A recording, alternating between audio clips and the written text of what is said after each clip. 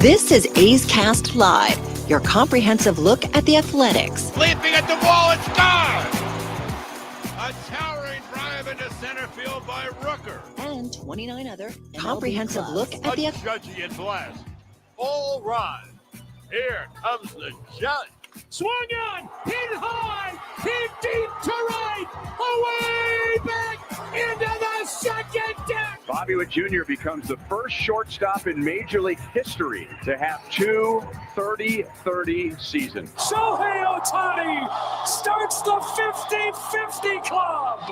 Join us as we take you inside the baseball universe, from humidors to walk-off dingers to Hall of Fame talk. We have you covered. Spend your afternoon with us, only on A's Cast Live. Here's Chris Townsend. Good morning, everybody, and welcome to a special edition of A's Cast Live. Going to be one of the toughest that we have ever done since we started this show in 2019. Because of the shocking news that we got on Friday, announced on Saturday, the passing of one of the greatest players to have ever lived. And such a special player, just not a guy that, when you think about what he meant to an organization, what he meant to the Bay Area, what he meant to Oakland, what he meant to the Oakland A's, what he meant to the game of baseball. And to have it at the age of 65 is just, it is just shocking that Rickey Henderson is no longer with us. And we knew that today that we needed to put on a show to honor one of the greatest players who have ever put on a uniform in our game. And we have an unbelievable show for you today. A's Hall of Famer Dave Stewart is going to join us in moments. A's Hall of Famer Carney Lansford is going to be here. Our A's historian David Feldman will be here. So Carney at 9:30, David Feldman at 9:45. New A's Hall of Famer Jose Canseco at 10. Also new A's Hall of Famer Terry Steinbach at 10:15. Shooty Babitt, who has known Rickey for a very long time as they played against each other as kids, and he's known Rickey his entire life, at 10:30.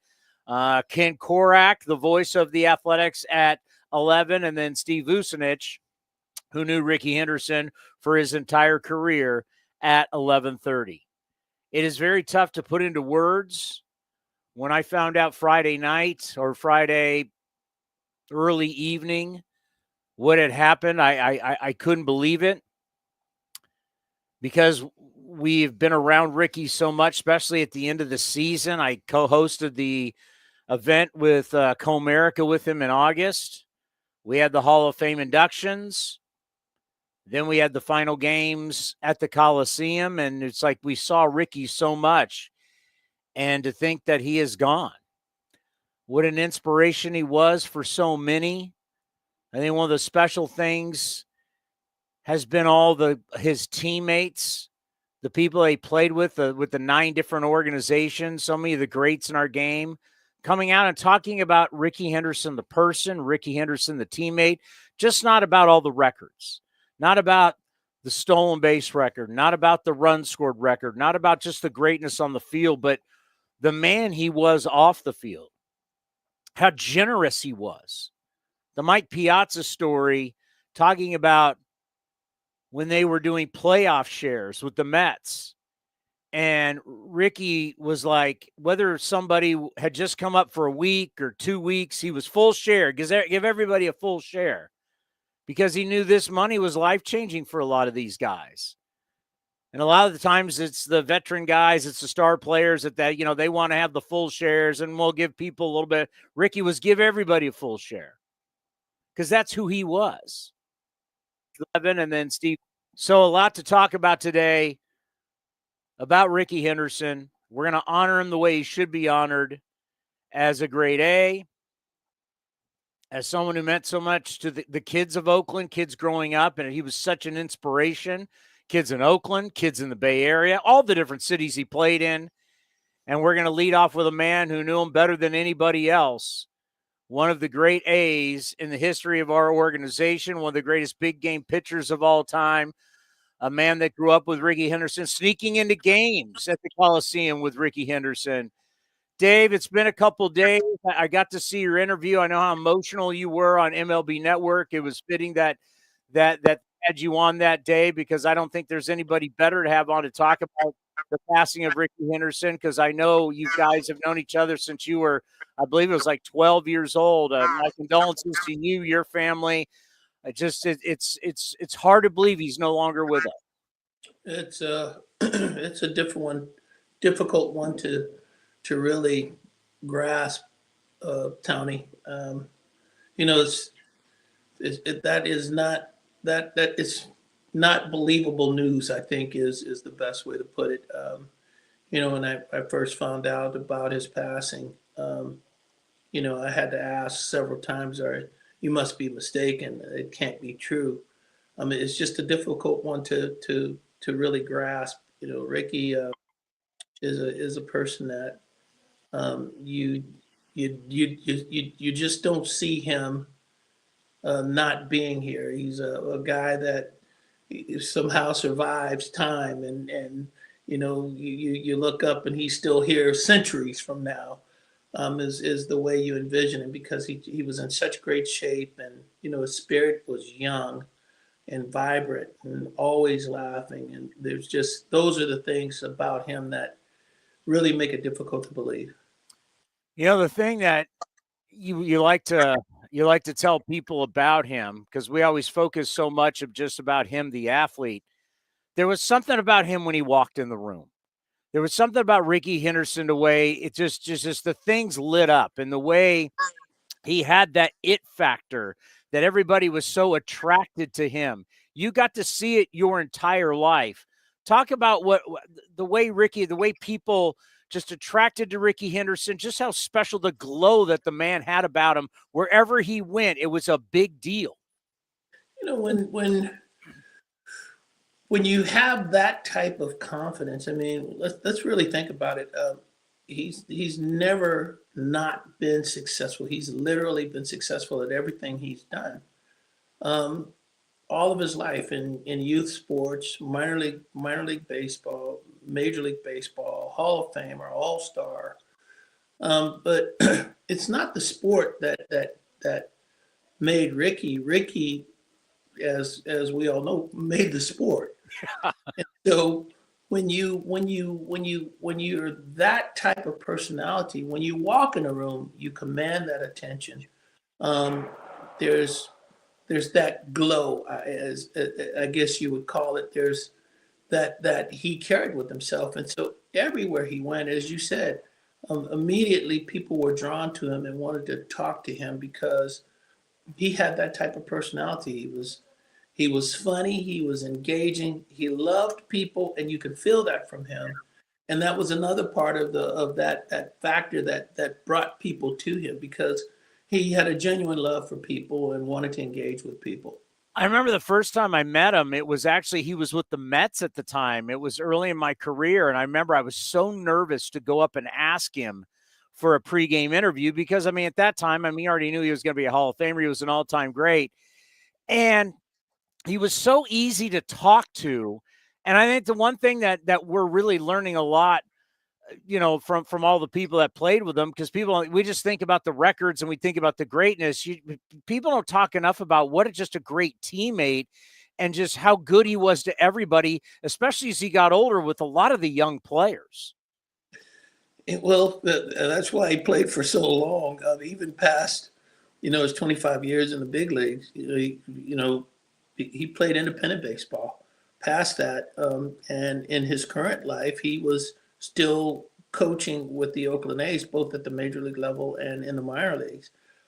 He had a genuine love for young players, and the type of knowledge and impact that he can have on a player is like no other. He walks in the room with a respect, and when you walk in the room with respect, that means that people will pay attention. Not everything that you say or I say is something that you can use, but there's enough knowledge there that while you're spitting out this information, there's going to be something that these players will grab onto and hold on to. That could be the difference in being a lifetime minor leaguer or a lifetime major leaguer. If you grab it and you understand it and you can apply it, that makes a career for some of these guys. I can tell you this, that the kids, they enjoyed being around Rickey. They wanted to soak up every bit of information that he had. They enjoyed the laughter with Rickey. And he's great for coaching staff. I was speaking to Omar Minaya, who hired Rickey as a New York Mets first base coach. And one of the things that came out of his mouth in the first breath was how good Rickey was with the players. And it continued. Like I said, he was in an independent baseball as a player, but really as a coach, coaching those kids along. And then he continued to do that with the Oakland A's organization. I know at one point you were working on a documentary for him, very similar to The Last Dance that they did with Michael Jordan. And it kind of tells you, how great Rickey Henderson was. And I think about when another great that we recently lost, Willie Mays, that both of you were over at Oracle Park for that celebration of life. When we're talking about there's great players, there's Hall of Famers, there's that upper echelon. Like Willie Mays was in that upper echelon. Babe Ruth in that, Ted Williams, these guys, Henry Aaron. Talk about how even when you're playing with them, you knew that there's great players, but Rickey's in that level that was just different than everybody else. Rickey did things that, Willie Mays, I still consider him the best Major League Baseball player ever. He's number one for me. Yeah. But Rickey Henderson is, and I've said this, and I'll say it time and time again, is in that top five. And because Rickey did things that Willie Mays couldn't do, or Mickey Mantle, you name whoever you have as your Hank Aaron, you Babe Ruth, you hear all the names. You just said Lou Gehrig, Ted Williams. You pick whoever you want to, and I guarantee you, when you look at those guys, you'll see batting average, and you'll see power. You'll see that they drove in runs. But I don't think any of those guys had the impact of a walk equals being at second equals being at third, and sac fly or ground ball is a run. Or in that leadoff spot to start a baseball game, if you don't make the right pitch or you don't hit your location, then that's a run. He did things, and we're just talking about the offensive side of it. If we look at Rickey defensively, which I think he was very underrated and his defense was understated. Rickey was a great defensive player. He played left field as good as anybody played left field. People talk about lack of arm strength. Well, what he did with his lack of arm strength, and I witnessed this. I would see Rickey at every ballpark that we played in, get to the park during batting practice, playing balls off of the walls, play a ball off the left field wall. If it bounces off that wall, where is that ball going to end up ultimately, and where should he be when that ball comes off the wall? And he would position himself to get to the ball quickly and get the ball in quickly. I never saw him throw to the wrong base. He's a great defensive player. But when we talk about Hall of Famers, the reason why I rate Rickey in the top five is because he possessed so many skills that were impactful in winning a baseball game without hitting the ball out of the ballpark. When we think about scoring runs on productive outs, obviously he scored the most runs of all time. But as you just mentioned, sac flies, ground balls, I would love to see that number, who is even close to him when it comes to just scoring runs on productive outs. It's just it's how great he was. I think about kind of the bad rap he got, and it's really from that time, Dave, as where free agency starts to come into the game. And then in the 80s, they're trying to really kind of figure out the economics of the game and how to deal with free agency. And you got ownerships, and you have the players union. You have a lot of work stoppage. You have labor strife. You have all of this. But Rickey knew his value. And certain players like Nolan Ryan was the first $1 million player. These guys started to know their value to where we are today. if Shohei Ohtani signs a big contract or wants it, no one sweats it, right? Like they just understand you're a really good player. You're going to get paid. That's how the business works. But back in the 80s when you guys were playing, the media vilified you guys if you wanted a lot of money. The fans were kind of with the media, the owners. If Rickey Henderson would have played in an era like this, no one would have had an issue with the fact that he wanted a lot of money. All players wanted a lot of money. It's just talk to us about it in that time. People are still, and in all sports, football had the labor strife, basketball did. Everybody was trying to figure out how to deal with free agency. If Rickey Henderson played today, it'd be a whole different deal when you talk about contracts and money. No doubt about it. When in our early days, I mean, let's think about this. The highest paid players in, let's just say the late 80s and early 90s were $3 million. Yeah. That was the highest paid player at that time. But when we think about where we were in that time, even Rickey and I both came into baseball when the minimum salary was $21,500 for your first major league season. That number now is $750,000 for your first major league season. The average salary is just around $5 million a year now for just the average salaries. Salaries now are in the 40s and 50 millions now. We weren't even close to those numbers. But when people in that period of time that we played in, it was difficult to grasp why a player was making even $1 million when the $1 million barrier was broken. It was tough to grasp why a player was making that kind of money. Now people understand entertainment. There are actors that are making $20 million a film. Basketball, the numbers have gone, crazy, astronomical in basketball and football as well. So all sports are having athletes that are, making $200 million, $300 million in a career. And so it's more common because the numbers in all sports, which, by the way, hockey hadn't caught up to baseball. And at that time, basketball hadn't caught up to baseball and football hadn't caught up to baseball in terms of salaries. And so baseball was leading the way back in those days in salaries. Now all sports are flourishing and they're making great money to play the sport. And so I think it's more acceptable today, the salaries, because every sport is making money. And to be honest, I don't know how you would have paid Rickey in this day and time. I just don't know how you would have paid him. Obviously, he'd be at the top of the pay scale, but it's just unbelievable the things that he could do. Towny's at 700. Soto just broke 756 or 765, whatever that number was.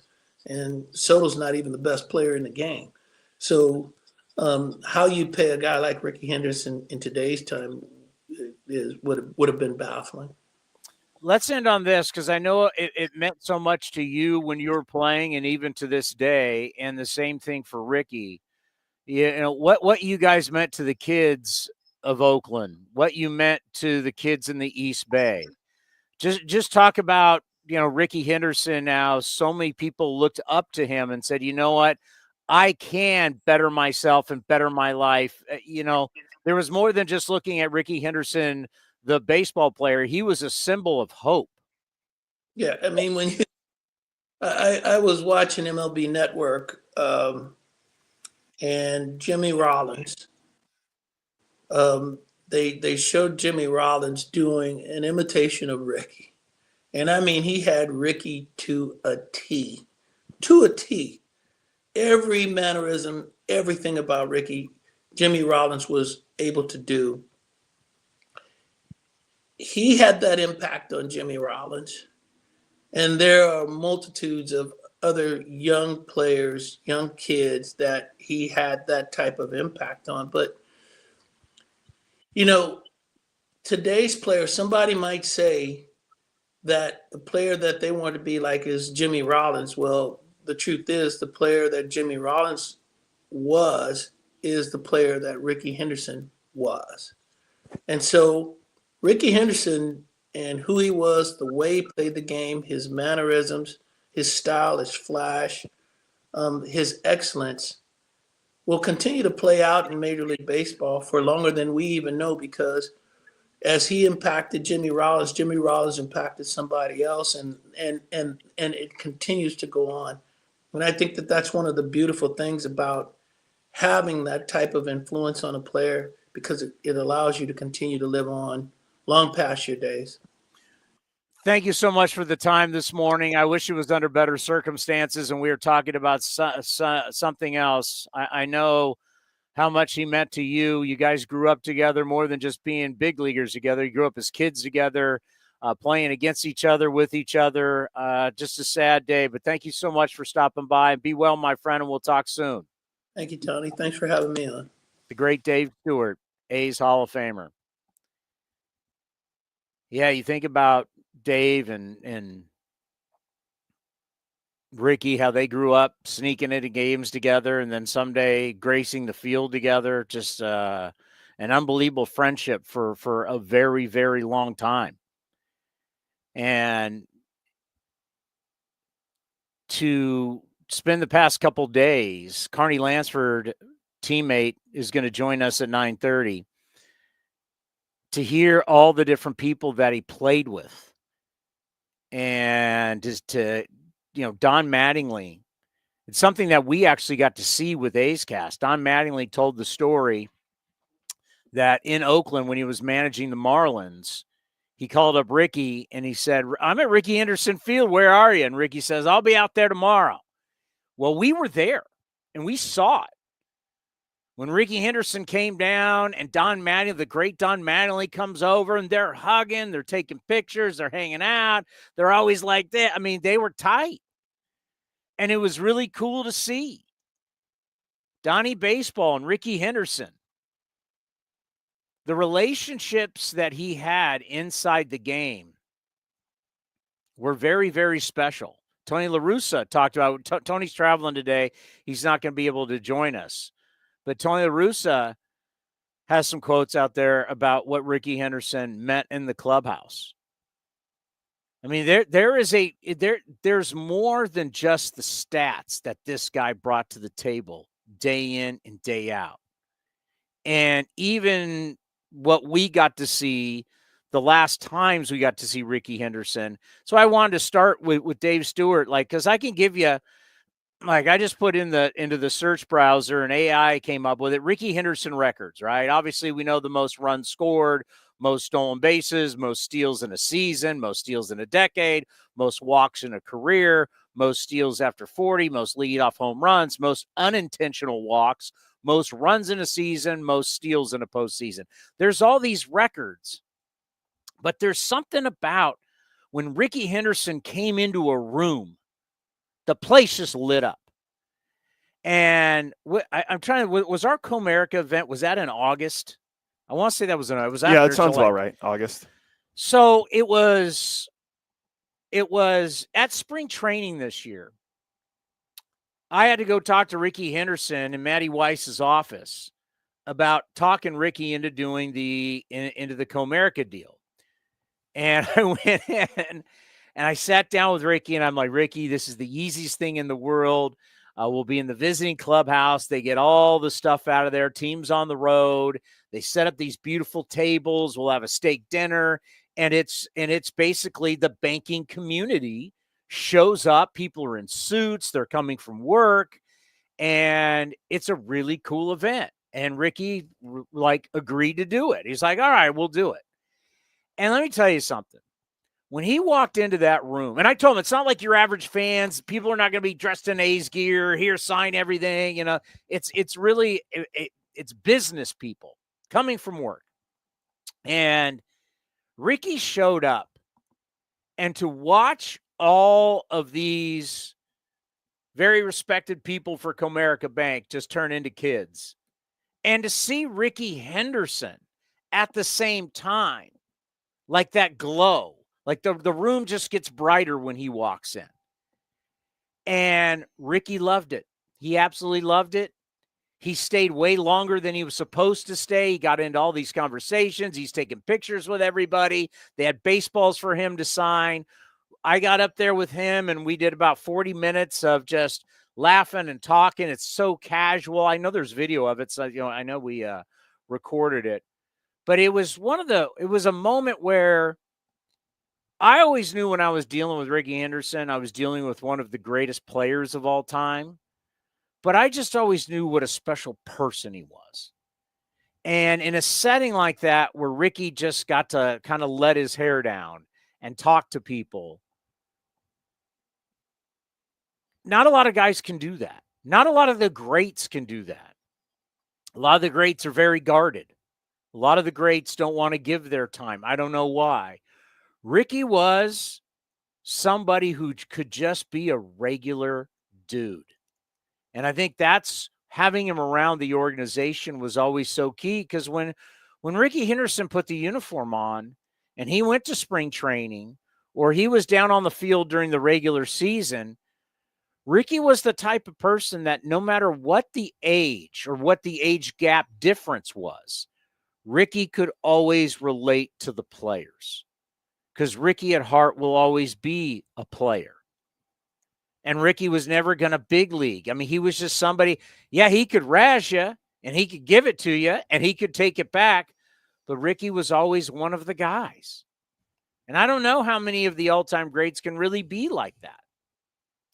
Rickey always seemed, and that's, when Dave was just talking about, he kept playing after his years of Major League Baseball, and he's playing for the Surf Dogs. I mean, he's playing, but Rickey just loved being in the clubhouse. Rickey loved playing cards. Rickey loved being around the guys. He loved baseball, but he just loved the bond.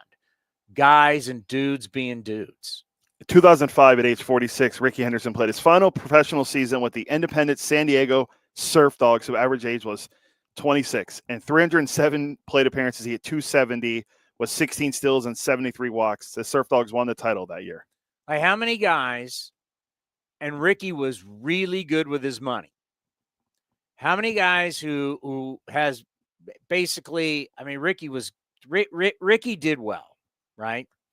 And how many guys who have that much money at 46 years old, who have had a career that he has had, which is one of the greatest careers in sports, is going to be riding buses with guys who are in their early to mid 20s. How many people would do that? Right? But that's who he was. He wasn't big leaguing those kids. He rode the buses with them. And we talked to him about it. He enjoyed every moment of it. He loved it. There's something, it's hard to put it into words how cool. We are seeing all the highlights of the pop in the collar and the home, and we're seeing the swag. And that's what made Rickey Henderson Rickey Henderson. He was purely an entertainer. He was incredible. But also just what a great guy he was. The Piazza story to me, you got the Mets. It's in the 2000s. They hit a World Series, the Subway Series. They got a lot of high-profile guys. They got a lot of big contracts.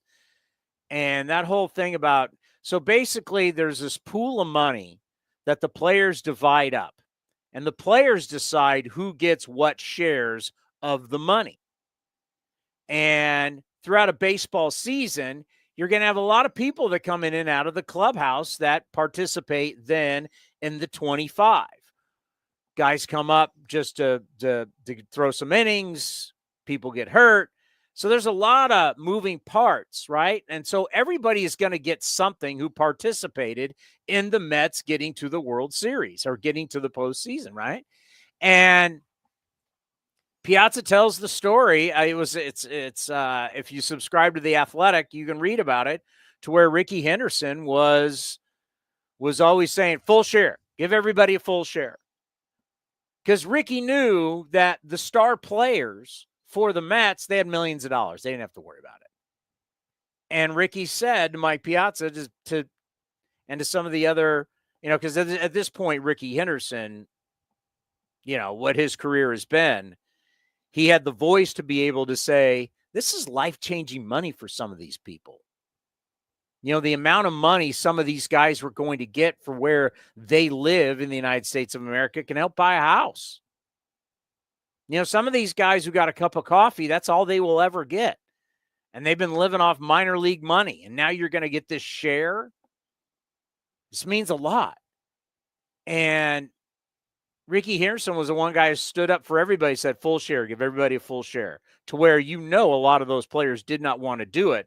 But when you got the magnitude of Rickey Henderson saying, pay everybody the same, help all these guys out, it's important. That speaks volumes to the man Rickey Henderson was. And that's why today I want to tell a lot of those stories. We've heard all the stories about, the records. We know what an incredible athlete he was. We've talked to him before on A's Cast about he believes he could have been an NFL running back. Boy, his mom was smart. His mom wanted him to play baseball. I mean, you go to the NFL, would have never made the money, wouldn't have played as long. His mom was smart to have him play baseball. And in the end, the guy that scored the most runs, the object of the game is to touch home plate. There's two things that you want to do in baseball. We can have all these metrics. We can have all this data. There's two things that you want to do in baseball. You want to touch home plate, and you want to prevent people from touching home plate.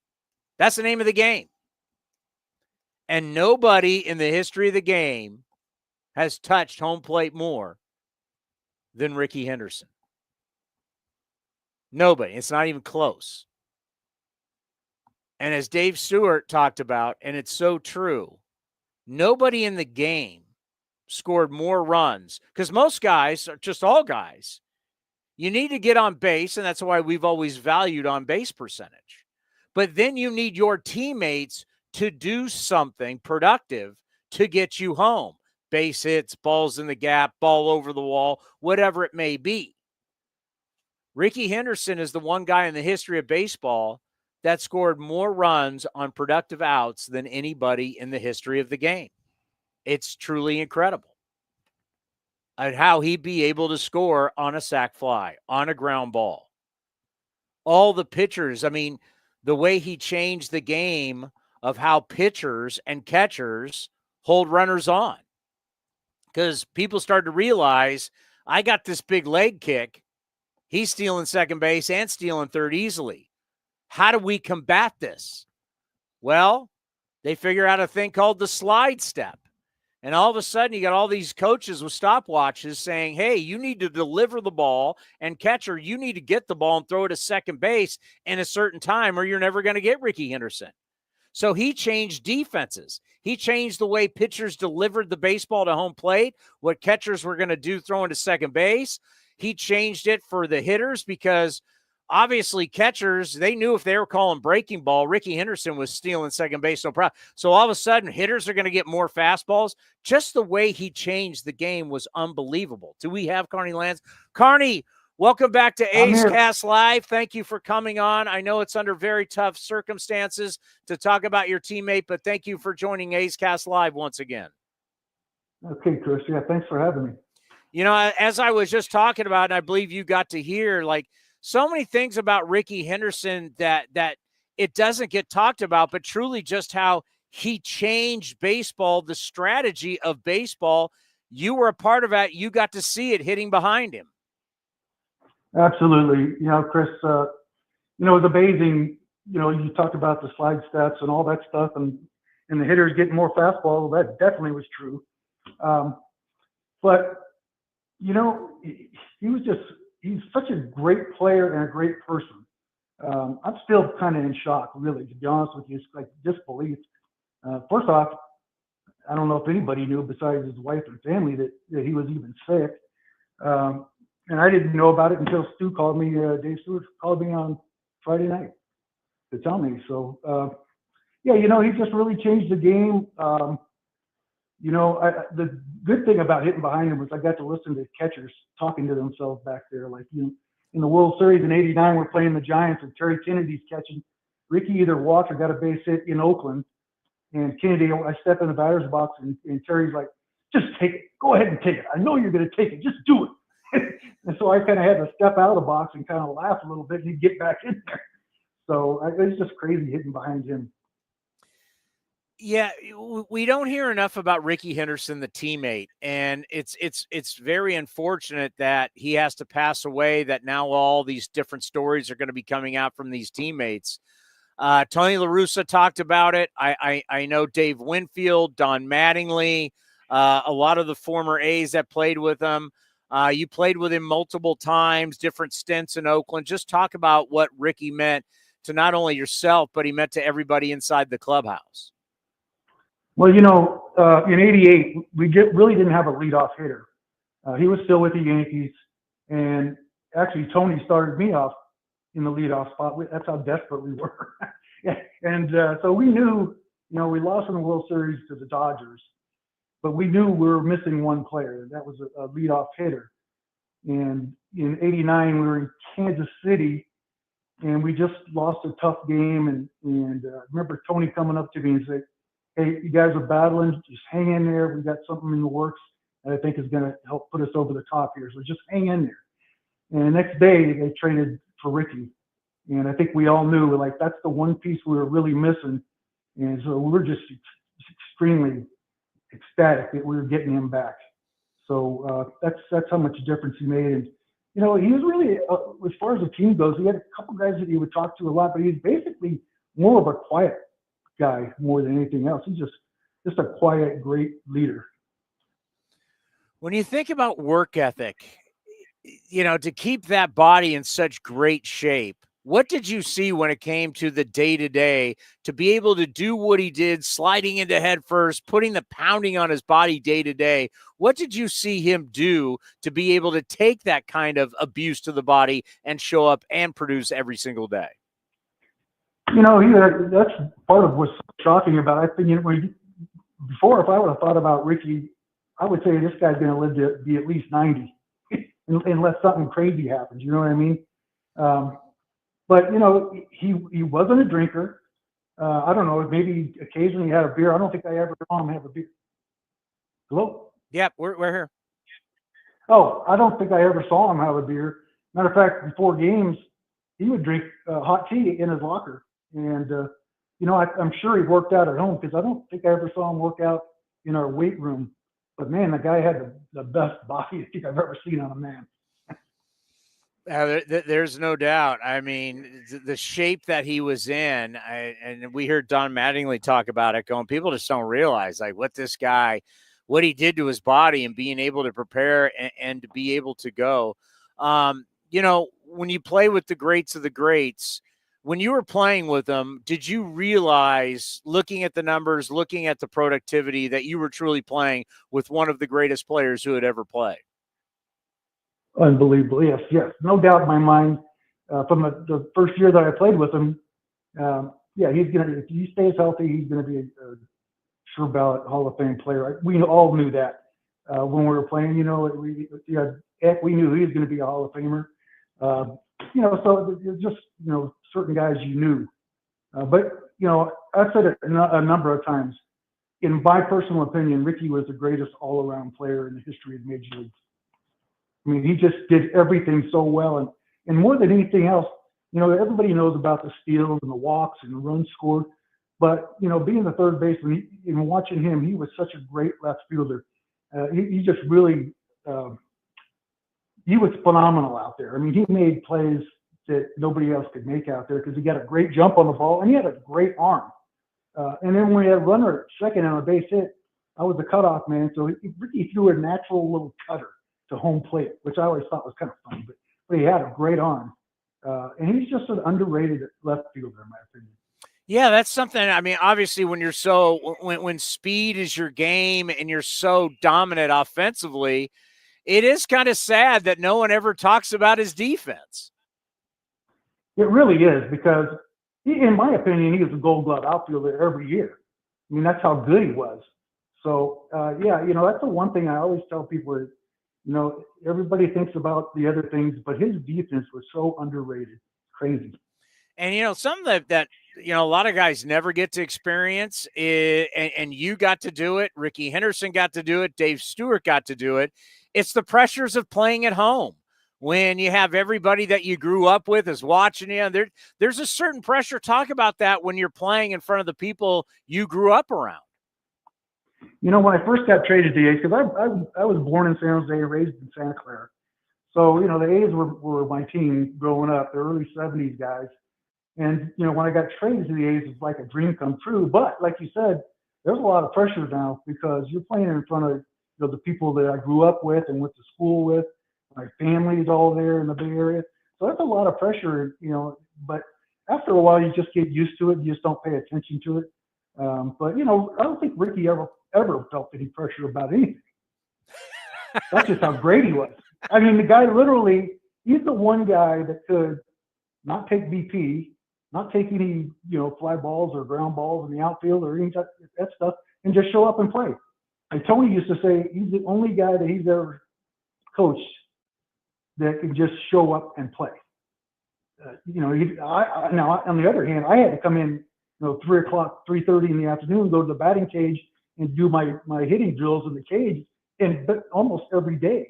And I had to take ground balls at third base. But Rickey, he was so good that, like Tony would say, he's the one guy that can just turn it on at any time.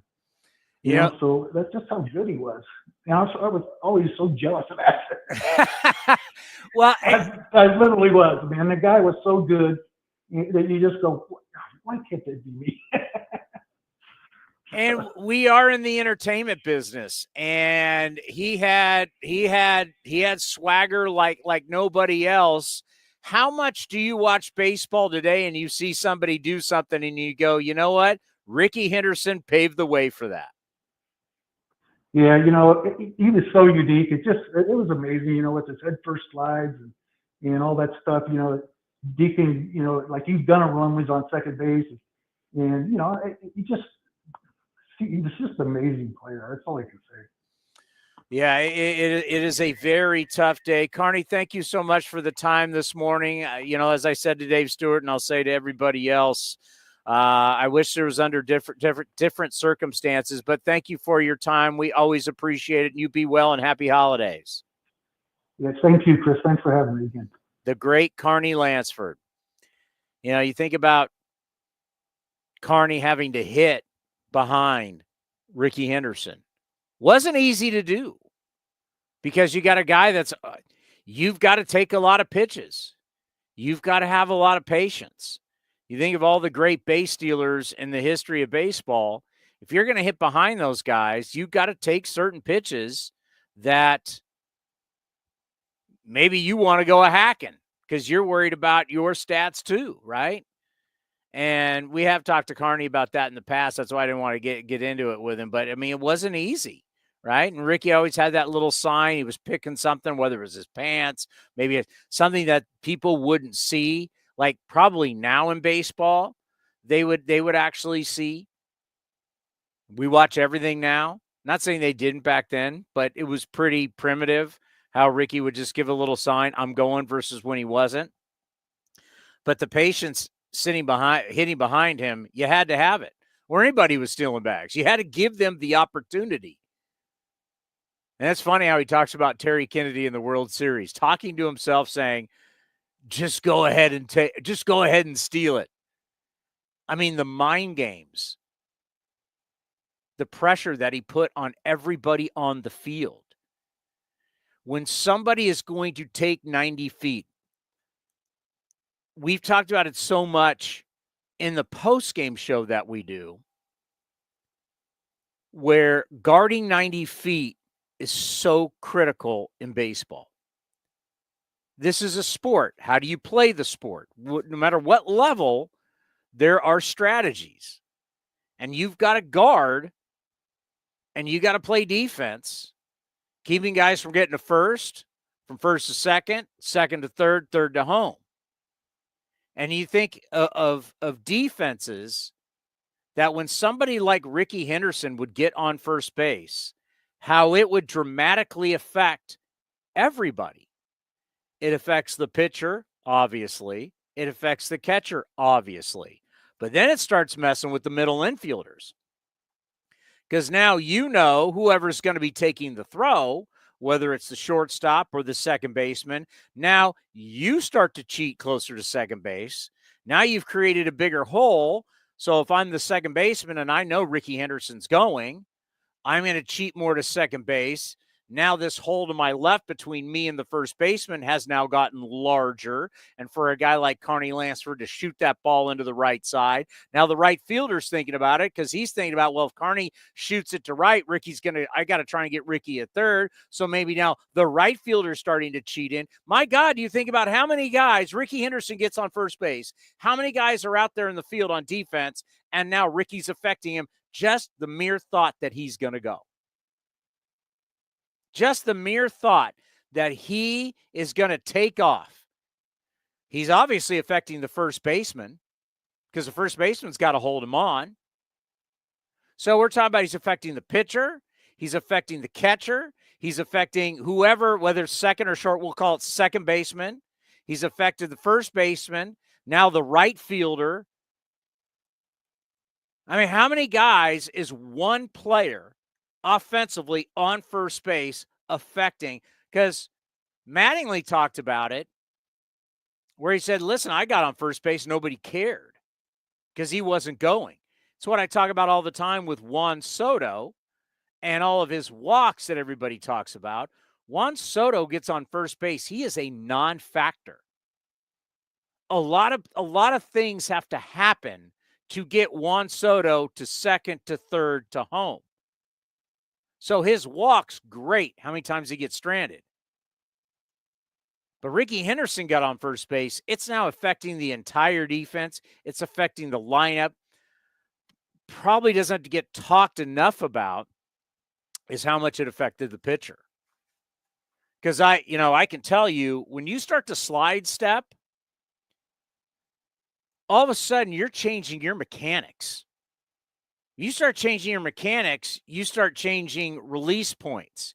You start affecting when you start worrying so much about the guy at first base and not focusing everything on what you got to do to get the hitter out at home plate. The mind games that are going on, because everything about sports is you want to have conviction. You want to have belief in what I'm doing out there. To be successful, you have to have the ultimate belief. And what I'm doing is going to be right. And if I'm so worried about this guy leading off first base, and I don't have full conviction to get this guy out at home plate, I'm dealing with the best hitters in the world.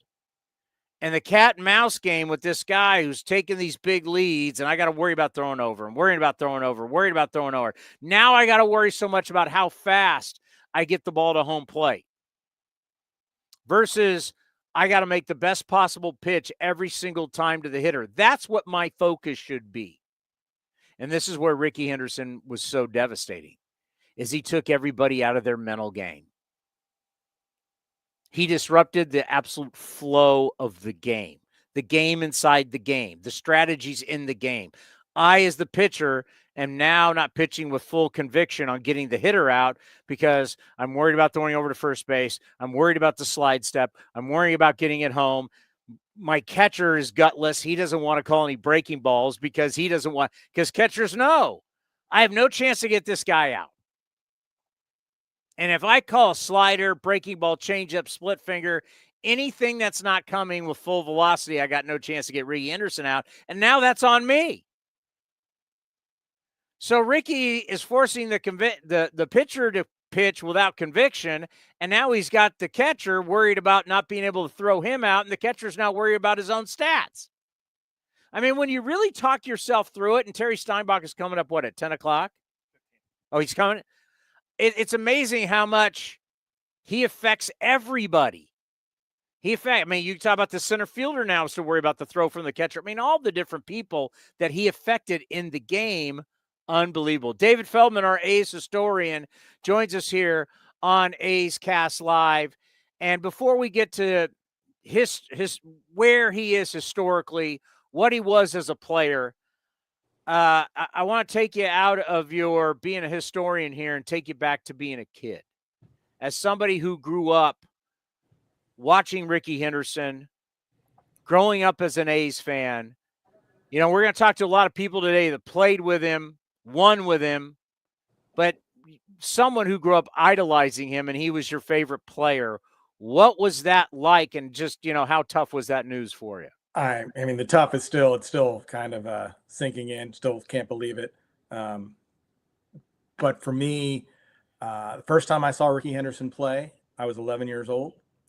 So Rickey made his debut in June of 1979 in the doubleheader against the Rangers at the Coliseum. I was not at that game. The A's then went on a 10-game road trip, finally came back to play a twilight doubleheader against the Yankees. And I went with my dad, and there were 19,000 people in the stadium for the Yankees. 19,000. There were fans sitting behind the bullpens. And in that year of, 79, the year that drew only 300,000 people, I've never seen fans sitting by the bullpens. It was huge. It's the first time I saw Rickey play, 5'10", with fast. But then in the 8th inning, he hits a sinking liner to center that Bobby Mercer tried to play on one hop, and he gets under his glove. And within a blink, Rickey's at third base. And I remember my dad turning to me and going, "That's the fastest man I've ever seen."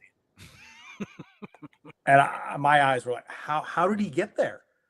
Mercer the ball barely ticked behind him, and he's on third base. And that was my first memory of Rickey. And so I'm 11 years old. Now he's my favorite player right away, right? When you're 11 and you get this guy from Oakland and he's that fast, you love him.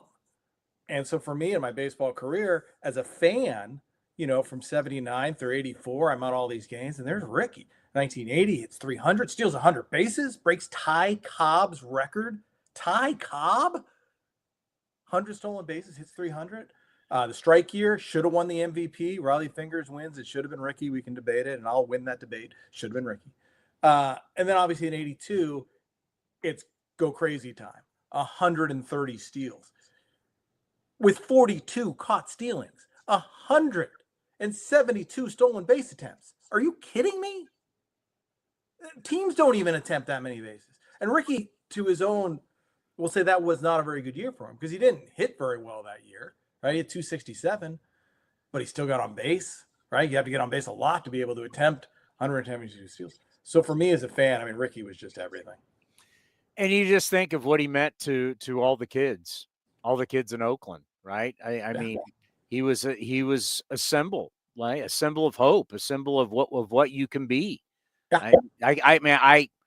I can't imagine, what it was like then. You grew up during that time. I mean, just talk about, seeing, the way someone like a Joe Morgan or Frank Robinson was for their time. That's right. What Rickey Henderson was. If you're talking about 1979, early 80s. Yeah, and that's exactly it. And we had, for me, growing up reading baseball books and learning stories and reading about Frank Robinson and Joe Morgan and Babitt Pinson and these great players, Willie Stargell, who all came from the East Bay. And then this is Rickey. This is our guy. And Oakland Tech. He went to Oakland Tech. I knew nothing about Oakland Tech. After I learned about Rickey, I learned everything about Oakland Tech, right? And then even now, when you drive by Oakland Technical High School, that's Rickey. That's where Rickey went. It's so close you can touch it, sort of thing. And for us to have this homegrown player, and then you pair that with the return of Billy Martin back to the Bay Area. He was from Berkeley, and that's why I think Rickey and Billy were so tight, because they really felt like, even though they were very different to look at culturally, African American from Oakland, Italian American from Berkeley, but they felt the same. They felt kind of like underdogs. And Billy and Rickey just went together. And I don't think Rickey becomes the ball player that he became without Billy, because Billy just infused him with even more confidence than Rickey already had, and giving him the ability to go steal those bases. I mean, think about 1980 and Billy Ball, and teams weren't stealing as much yet. We're starting to see it come back a little bit with like Ron LaFleur in Montreal, but it wasn't quite that. Billy let him go, let him run, and let that whole team run, and it just sit the Bay Area. Rickey and Billy, the Bay Area was back to being this baseball central, And it was, for me as a kid growing up, it was just the best. Yeah, and everybody forgets that he was also thrown out more than anybody else. Oh, yeah. So there is that you've got to allow this guy to not only be successful, you got to allow him to fail. And that's really tough for coaches in any sport, right? It's like, oh, we love when Steph Curry makes X amount of three-pointers. Well, guess what? He's going to miss a lot of threes too. But you've got to allow it to happen. You've got to allow him. And there are some coaches, and let's face it, in sports, people can be very conservative, and they try, hey, I like when you do it, but I don't want you to fail. I don't want you to get caught. It's a great point. Billy Martin had to be like, hey, listen, I know he's going to steal a lot. I also know he's going to get thrown out, but I've got to live. I got to live with the negative because the positive's going to way outweigh the negative. Yeah. For the most part, and we've seen this the last couple of years, the stolen base itself really doesn't add that much to run scoring. It's fun to watch, right? Ellie De La Cruz running wild and everything. But on a whole, the leading to runs or being thrown out. Outs are too important. That's what all the analytic people will say. And it will not lead to a run. And that's where Rickey was so different, because Rickey stolen bases led to runs. Because it wasn't only, as you talked about, the pressure that he put on the defense and everybody. It was stealing second, and then any ball in play, he's at third base, and the next ball in play, he scores. It was a Rickey rally. That's all it took. And I think Billy Martin saw it right away with an 80 team that, didn't have a lot of power. He had Tony Armas, which was great. Dwayne Murphy had not lived into his power yet. He needed to do more to score runs. And, Billy knew nothing about analytics. Nobody knew anything about analytics at that point. But he did know that when Rickey ran, Rickey scored. And that is why he was such a tremendous offensive force. So much different than the guys today. Remember when Starling Marte joined the A's? Yeah. And he was stealing, and he was very successful. I think he stole his first 23 or 24 in a row. They didn't lead to a lot of runs because he would just get stopped there. Next guy would hit a pop-up or a fly ball to center. There was no movement after he stole second base. That was the difference in Rickey Henderson to stolen base guys today. It wasn't just stop at second. It was go to third. It was being able to score on balls barely in play. There was a game when he first came back in '89 where he's on second base. It's a ground ball to the shortstop, and he scored because he never stopped running. And you could feel that he knew that the shortstop's arm wasn't that strong. First baseman was going to be caught surprise. I'm going to score. I mean, he's just an offensive force that we haven't seen before or since. From a historical point of view, there's the greats of the greats. Where is he amongst those, when we always like say Mount Rushmore, where is Rickey Henderson amongst the greats of the greats? I think he's in your top 10 to 15 players of all time. He is the greatest leadoff hitter of all time. So he's singularly already the greatest at something in this game. And that's saying a huge, huge amount. He was the greatest leadoff hitter of all time. And then you look at left fielders, and you look at, we talk Ty Cobb, you talk Barry Bonds, Carl Yastrzemski, Ted Williams, Rickey Henderson. They're all there. So in this top echelon of baseball players, I have him in the top 15. Again, greatest leadoff hitter of all time. And he was that while he was playing. And that's how you know you're good. When you're still playing and they're calling you the greatest leadoff hitter of all time, at that point, we got something going on. That's how much respect they had for Rickey, and they knew how devastating a force he was. I mean, you looked at his numbers and you look at his statistics.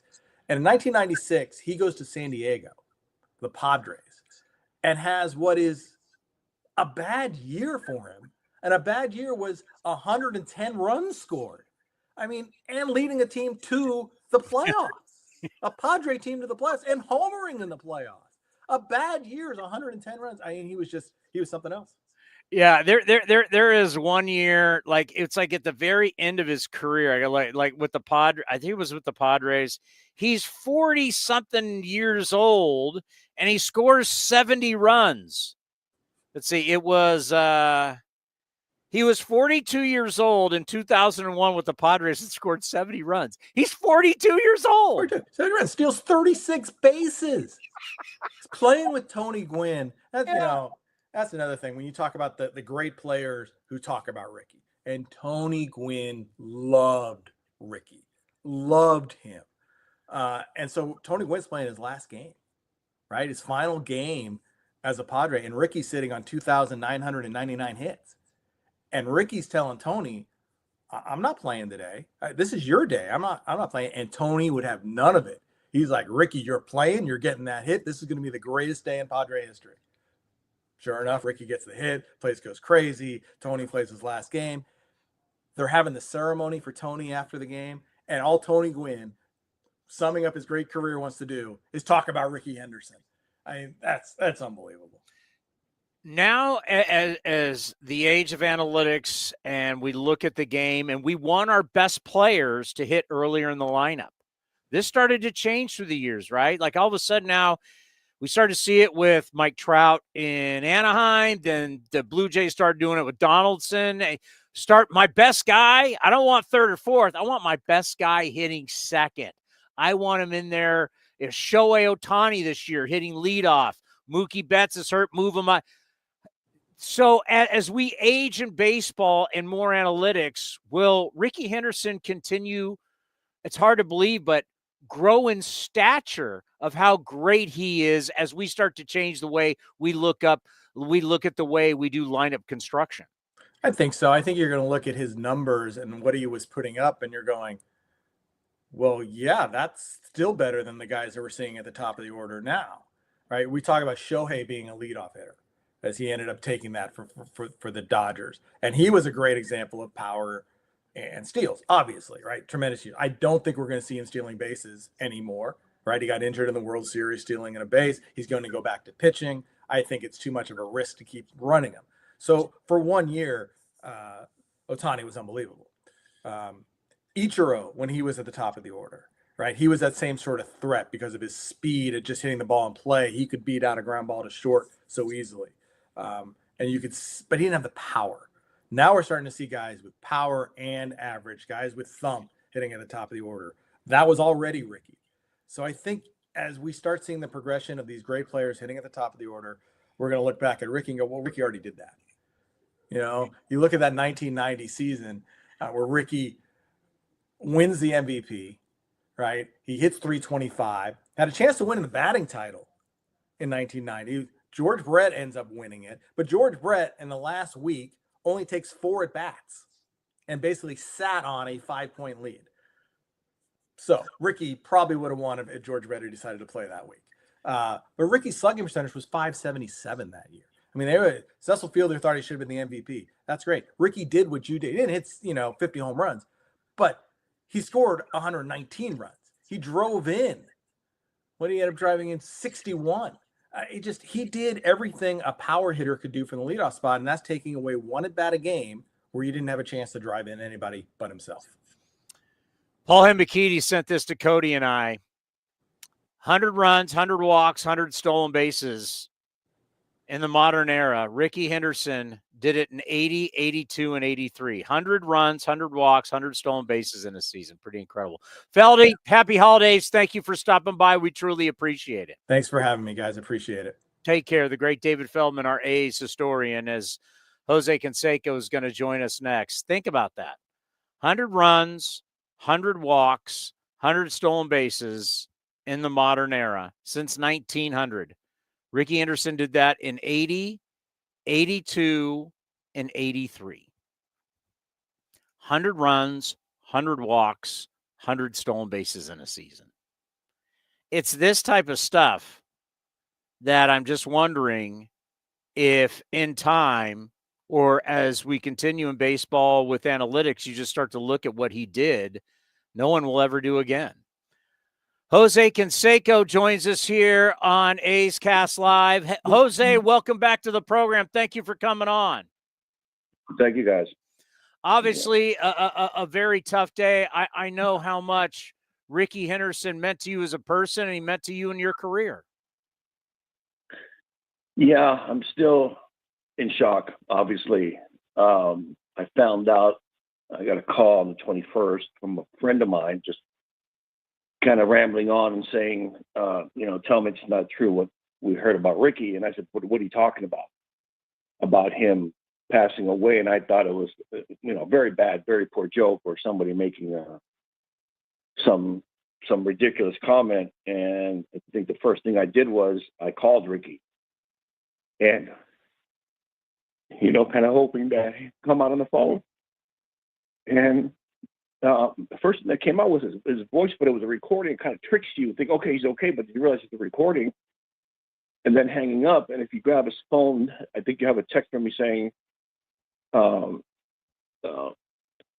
please let me know that you're okay. And of course, there was no reply after that. And then I start calling around and start verifying through the Oakland A's and through LaRussa and through Dave Stewart. And they verified that Rickey had passed away. So it's unbelievable. It's shocking. We've lost a bunch of the Oakland A's from the 80s and early 90s, and I'm still trying to figure out what's going on. It's not Rickey, not the man of steel. You think he's going to live to be 200 years old, and still kind of speechless about it. Yeah, I was mentioning, we saw him so much, especially during the Hall of Fame ceremony that you were part of, being inducted into the A's Hall of Fame. We had just seen him so many times. He looked as healthy as ever. Hell, he looked like he could still play. It's really shocking, but I think about you as a young player coming up and becoming a star player and being the MVP. When Rickey Henderson comes back to the A's for a second time to help you guys win a World Series, what was that like for your career to have a star like that show up as you're becoming a star? I think people realize the greatness of Rickey Henderson on the field, but I don't think they realize who he was off the field. I mean, he treated me with so much kindness and respect, and talk about what a good person inside. I would hear these weird things about him, about being a hot dog and being this, but that was the media or other players that never even knew him that didn't understand his greatness. And obviously we all know his numbers, but as a person, amazing, laughing all the time, smiling, nothing would bother this guy. I mean, nothing. Bringing up players. Like I said, he treated me with a lot of respect and empathy and kindness. And, that's hard to find in superstar type quality players. My condolences to his family. We're definitely going to miss him. And I think I'm in shock. I really am totally in shock. And I mean, for me, that's hard to understand, but I still don't believe it. And I think people have to understand what a nice, humble, if you got to know him, what a really good-hearted person he was. It's a phenomenal point, and it's something that so many of his former teammates, and when you play for 9 different organizations, you're going to play with a lot of guys. Everybody keeps saying it, like what Rickey Henderson meant to them in their careers, what he was like in the clubhouse, how he was such a good guy. He was so generous to everybody. Like, not everybody thinks about that with Rickey Henderson because of the greatness and the swagger and all of that. Really, when you dig down deep, Rick, all the way down, Jose, to where he's 46 years old playing for the San Diego Surf Dogs, Rickey was just a great dude and loved being around the guys and loved being in the clubhouse and playing cards. Yeah, I think people don't understand this, but Rickey loved baseball. He had an addiction to the game. That was his world. That's what he wanted to do. That's where he felt safe. That's where he felt happy. That's where he felt young. And, I remember going back to the Coliseum when we had the last day of the Reggie Jackson Celebrity Softball game, hitting in that stadium again, and Rickey was there. He looked great. He looked young. He looked vibrant. He was laughing, was cracking jokes. And me going back to the Coliseum made me feel 30 years old again, even though I'm 60. And I know that when I retired from baseball, and I played independent baseball in my 50s, and that's what I had that it wasn't even about the money. It was about the addiction of baseball, the addiction of staying young, the addiction of youth, the camaraderie. We just loved the game in a simple form. Of course, it's changed nowadays, but we definitely loved the game in a simple form. And, I think if you played with Rickey, if you understood Rickey, if you saw what his personality was, his character, his kindness to players, to myself, really, Rickey was a very humble person. He was just funnier than hell. He would crack jokes, and we would laugh, and people would understand outside the game. Oh, no, he's a hot dog. He says, no, he's the best player in the world, best leadoff hitter, one of the top 5 best players in history. And I don't think people understood that. Listen, if you played against him, you hated him because he disrupted the game. He took over the game. He was one of the most dominant players in the history of the game. But if he played with you, oh my God. I can remember, Rickey leading off. I'm hitting third. He's on base, and I'm just thinking, okay, when's he going to steal? What's he going to do? What's going to happen here? Oh, but here we go, Rickey rally. And I don't think people give him enough credit to where his baseball IQ was genius. I don't think people understood the way how he figured out pitchers, timing mechanisms, pitches to steal on. For example, if I was hitting, he knew I'd get a lot of breaking ball. So he'd take breaking ball counts, and then he'd get me a fastball to hit. There's no way I would have those great years of all those RBIs without Rickey being in the lineup. Oh, so, it had to be incredible. He was always in scoring position for you. He was always in scoring position. I remember sometimes, okay, Rickey's on. Easy RBI for me. I'm going to let him steal second. I'm going to let him steal third. I'm going to hit the ball the other way. So I think he made, personally, my life as a baseball player easier to let him take over the game and me just be do something simple. Hit the ball the other way, put the ball in play, choke up, hit a fly ball. And I'll tell you, when he's on your team, you're going to win. You have a winning team. You're going to have a winning season. But beyond that, his stats speak for themselves. I think people have to know his character, who he was. This man was the funniest guy in the. He used to call me Hosey. Some of the players call me Hosey. He was the funniest guy in the clubhouse, where you would just wait for him to say something. His smile, and if you were down, his jokes would just bring you up. It was just amazing. And he always treated me with respect and kindness. I will never forget that. And what he meant for you guys in 1989. After the disappointment in 88, it kind of changed everything. It changed everything. He just brought an atmosphere to the game. We knew Rickey came in, and obviously nobody knew exactly what to expect. Nobody really knew if we could get a new player. And he just fit in so perfect. He just fit in so smooth. He was the perfect piece of the jigsaw puzzle that we really needed, the catalyst, the guy who was going to disrupt the game for the pitchers. The guy who was going to take a lot of pressure off myself and McGuire, meaning we had to do less because he was doing so much more. So as that part, it was amazing. And of course, in the clubhouse alone, just the camaraderie that Rickey, I think people who know Rickey understand what I'm saying, how funny this man was. It was unbelievable how he would bring up the clubhouse. How he would just say the funniest Rickeyisms, as I would say. And talk about, I've never even heard or seen Rickey say anything bad about a player, do anything in a negative way in the clubhouse. It was more like fun, bring up the players, back up the players, support the players. And like I said, for me personally, being a young player, he treated him with a lot of respect and a lot of kindness. Jose, thank you so much for your time this morning. We truly appreciate it. Happy holidays, and we'll talk to you in the new year. Thank you, guys. Thank you. The great Jose Canseco right here on A's Cast Live. I think about all the names that we're having on here today, and I think about the bobbleheads that we have with Rickey Henderson, think of Jose Canseco. It's tough to lose your heroes. It really is. And it happens in time.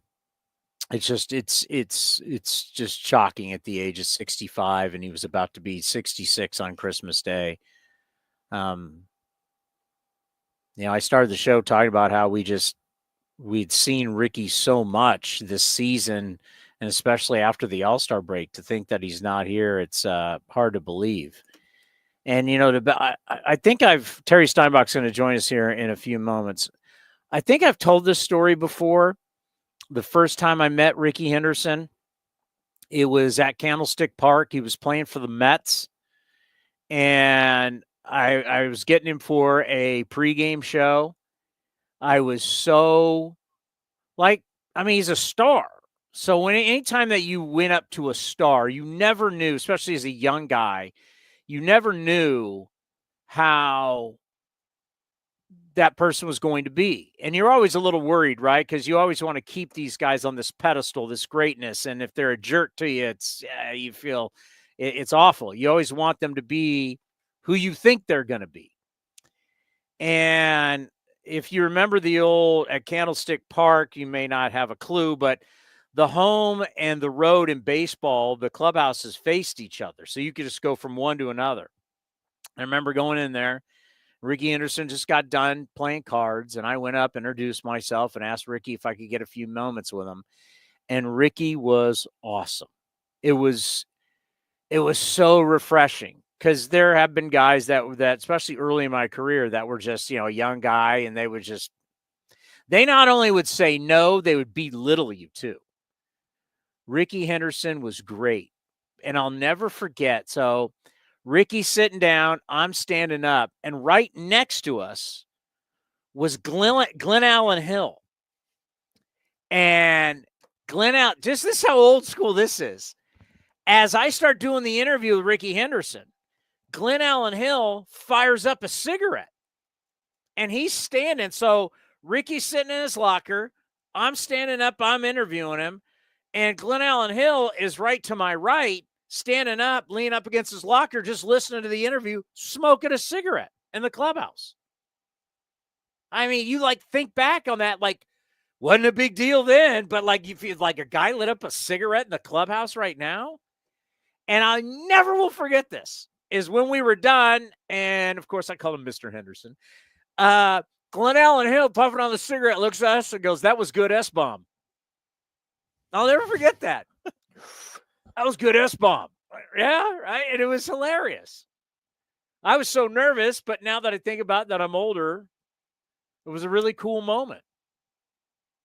Rickey Henderson, a New York Met. We were talking about, what he means in the game of baseball, what he means to this Mets team as they were winning, and, his time with the A's. And Glenn Allen Hill was firing up a cigarette while we were doing the interview. Unbelievable. But the way that, and it's happened with Steph Curry too. I think about Steph Curry so we can modernize it. When Steph first came up, after the ankles, right? After they got the ankle situation worked out, Steph was known as a hot dog. Right? There were other teams that didn't like Steph Curry. There were other fan bases that didn't like Steph Curry. And then as you continue to show your greatness, people accept it. It takes when you've got swag, it's almost like, okay, you're going to do it. And then you got to really prove your greatness, and then everybody accepts it and loves it. It's just the way it worked. Like when Deion first came up, not everybody loved Deion's swagger. But after a while, you realize this guy's one of the greatest cornerbacks, if not the greatest cornerback of all time. He becomes prime time. So early on swag, not everybody loves it. But then once you prove your greatness, then they start loving your swagger. But man, the swagger that he brought. Do we have Terry? Terry, welcome back to A's Cast Live. It's good to have you on. I wish it was under better circumstances as we remember your teammate, your friend Rickey Henderson. I mean, I'm sure you're probably still in shock. It's hard to believe that he is no longer with us. Yeah, we are. I mean, I got the call Friday night, from Carney calling me, and at this point, it's still hard to believe. I mean, you look at Rickey. We all saw him, the last months of the Coliseum, and was always in great shape. Never would have guessed that any health issues such as pneumonia, would have been one that would have done Rickey in. He was such a special player. I was just talking about, the swagger that he brought to the game. And it's happened throughout time. Guys have swagger. They're young. Not everybody loves it. But once they've earned and they've become greatness, then everybody loves you, right?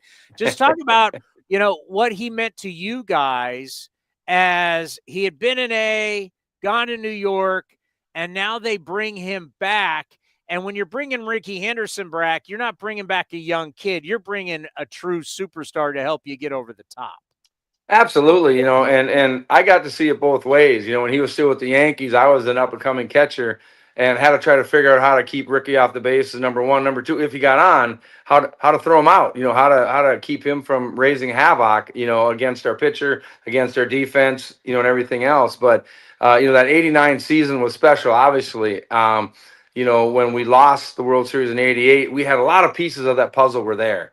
But when there was rumor that we might be able to get Rickey halfway through the 89 season, I mean, we were ecstatic. And then, Sandy Alderson, the Haas family, Towny, they pulled the plug on that deal and made it happen. And next thing you know, we got Rickey in our locker room. And I mean, what a boost that was, mentally for us and physically to have, ultimately the best leadoff hitter in the game, be part of that already solid team that we had. And, without a doubt, that was a major key for us winning that World Series in 89.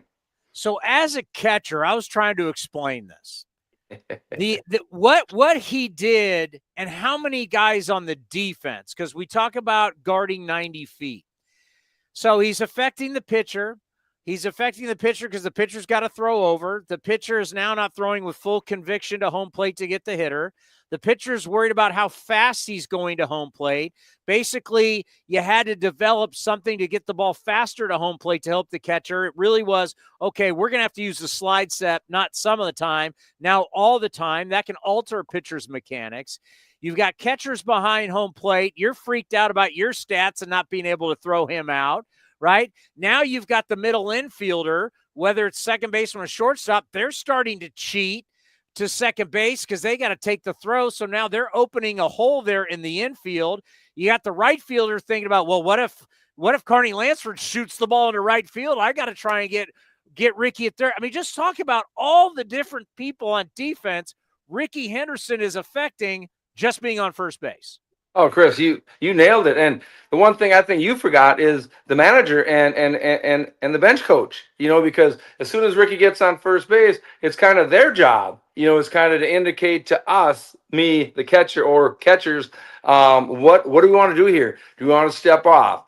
Do we want to throw over? Do we want to pitch out? Do we want to hold? And that alluded to what you were saying, how much it messes up the pitcher. And ultimately, I think so many times what happened, and you touched on it, is that the whole defense is so focused on Rickey, all right, that what we forget to do is execute the pitch. Next thing you know, like you're saying, Carney Lansford batting behind Rickey, all of a sudden, boom, he shoots the hole. Or Carney had some power. They're trying to throw fastballs to give the catcher and the defense a chance to throw Rickey out. We always had a good fastball hitter behind Rickey. Carney, was a great fastball hitter. So he got the opportunity to get a lot of fastballs that he could drive throughout, the whole field. And now instead of just having Rickey on second, now maybe we have Carney on second, Rickey on third. So you have a game plan going in on how to get hitters out, strengths, weaknesses, all of that. Okay, now Rickey Henderson's on first base and you're the catcher. How much would that change? You know what you want to do to get the hitter out, but now Rickey's on first. How much did that change how you called the game? It changed a lot. You got to throw one more variable in there. What's the score? I mean, if we're up by 3, 4, 5 runs, Rickey, have at it. I'm not going to waste my time on you. You're going to steal second anyway. You're probably going to steal third. I want to focus on getting the hitter out, getting the next 3 guys out. Let's say Rickey was a leadoff guy, and we'll move on after that. I don't want to waste, my time, the defense's time. I mean, that's another thing you didn't touch on. If we're doing all these step-offs, throwovers, pitch-outs, all this junk, what we're doing is putting our defense to sleep. They're on their toes. All of a sudden, it's a step off. Well, they get back. Okay, the defense gets back on their toes. Oh, we threw over to first. They come back. Pretty soon, they're not as sharp as they would be if we got a good pace going on the game. So if the game's tight, if let's say Rickey's a tying run or the go-ahead run, completely changes the whole dynamics of things. Now we do have to do all that stuff. We do have to throw over. We do have to step off. We might take trips to the mound. I know Rickey shared with us and Towny one of the things that he, being a great base stealer, and other great base stealers hated. They hated the hold. Because they would time things. The pitcher would, come set 1,000, 2, 1,000, throw, get set 1,000, 2, 1,000, throw. Rickey and other great base stealers would time that 1,000, 2 gone. Now as a catcher, you have no chance of throwing that guy out. So he shared with us the thing that screwed him up the most is if we could have our pitcher hold for maybe 3 to 4 to 5 seconds, then deliver the ball at home plate, it messed up his timing. So we tried to do that quite often when Rickey was on first, especially in a situation that mattered. No one stole third. Obviously, no one stole any of the base as much as he did, but stealing third for a catcher, especially with the right-handed hitter up, you're not going to have the pitcher can't hold the runner the same way as close as he does the guy second. So now you got Rickey Henderson out there, like we say he's with the Yankees. He's got this monstrous lead out at second base. You can't hold him the same. And now the throw to third, it's not as far, but usually you got to throw over or around the right-handed hitter. What was that like? Well, 100%. And Rickey also shared with us that he said stealing third was one of the easiest bases to steal because all the effort, all the attention was put on him when he was at first. I mean, everything that we just talked about. Now Rickey gets to second. The pitcher takes a big sigh of relief. Oh, well, we did our best. We couldn't keep him at first. He's at second. The manager takes a sigh of relief. Well, we did our best. He's at second. The middle infielder is like, well, he's at second. There's nothing we can do about it. More often than not, Rickey would steal on the very, very next pitch. He would steal third to catch the defense, the catcher, the manager, the bench coach, to catch those guys sleeping. So that's one thing that he shared with us that worked for him very much so. And then the other thing that you alluded to, yeah, I mean, you get like Dave Winfield up and Rickey's on second. I can't throw over him, So you either got to go, come out in front or go behind. And then again, your third baseman, he's kind of got to hold his ground because Winnie was known to pull the crap out of the ball. We don't want to have guys standing on third and then Winfield dribbles one through. So again, getting back to everything besides the obvious that Rickey created. When he was on base, those are the things that we constantly had to talk about. We constantly had to do, and it was. I'm just going to say it. He was a pain in the ass, when he was out there because everything you had to do to try to keep him from scoring. Was there ever a player you played against or played with where so much of the game revolved around him? No, and I'll just say that because you might have base stealers, Devon White, had that excellent stride. He was phenomenal from home to second, first to third and stuff like that. But I never saw a complete package. Rickey, if you got sloppy with him at the plate, he'd take you deep. Then if you pitched Rickey too tight, he had a good eye. He walked. Either way, the guy's going to be on base or it scored a run. A lot of these other great base stealers may have not had the offensive capabilities that Rickey had. Definitely didn't have the top-notch base stealing abilities, that Rickey had. And then, look, come on, let's face it. Let's throw Rickey's personality out there, his swagger, kind of like I caught what you guys were talking about before I came on. I mean, awesome. Rickey would step out there and, people loved him, people hated him. Either way, he was going to get a reaction, from the fans, from the crowd, from the other team, from his pitcher, a nod, from the catcher. Hey, he was just that elite type of player. There's Hall of Famers that are out there. There's Hall of Famers that have done great things.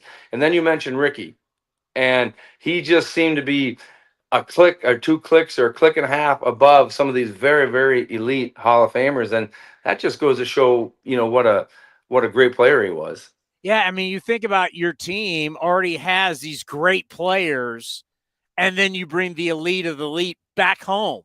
And bringing him back home was like just such, thinking back on it, what just a great fit it was to bring the elite to a bunch of great players to take you over the top in '89. Absolutely, and you can't go without saying we got to Tony did a great job, La Russa. I mean, we had all these wild personalities out there. You got Canseco doing what he was doing. You got Ricky's personality. You got Dave Parker's personality. You got Dave Hindu, smiling away. You got Stu, and Tony did such a great job of trying to keep everybody with the same objective, and that was to win. He didn't care what you were doing, what was going on, as long as it didn't affect his team, as long as it didn't affect the team's ability to win. Ricky, go ahead and do your thing. I remember that one year, I don't know what year it was, we brought the wheelbarrow of money at spring training, to Ricky. Everybody pitched in their dollars. What a great icebreaker, man. Here it is.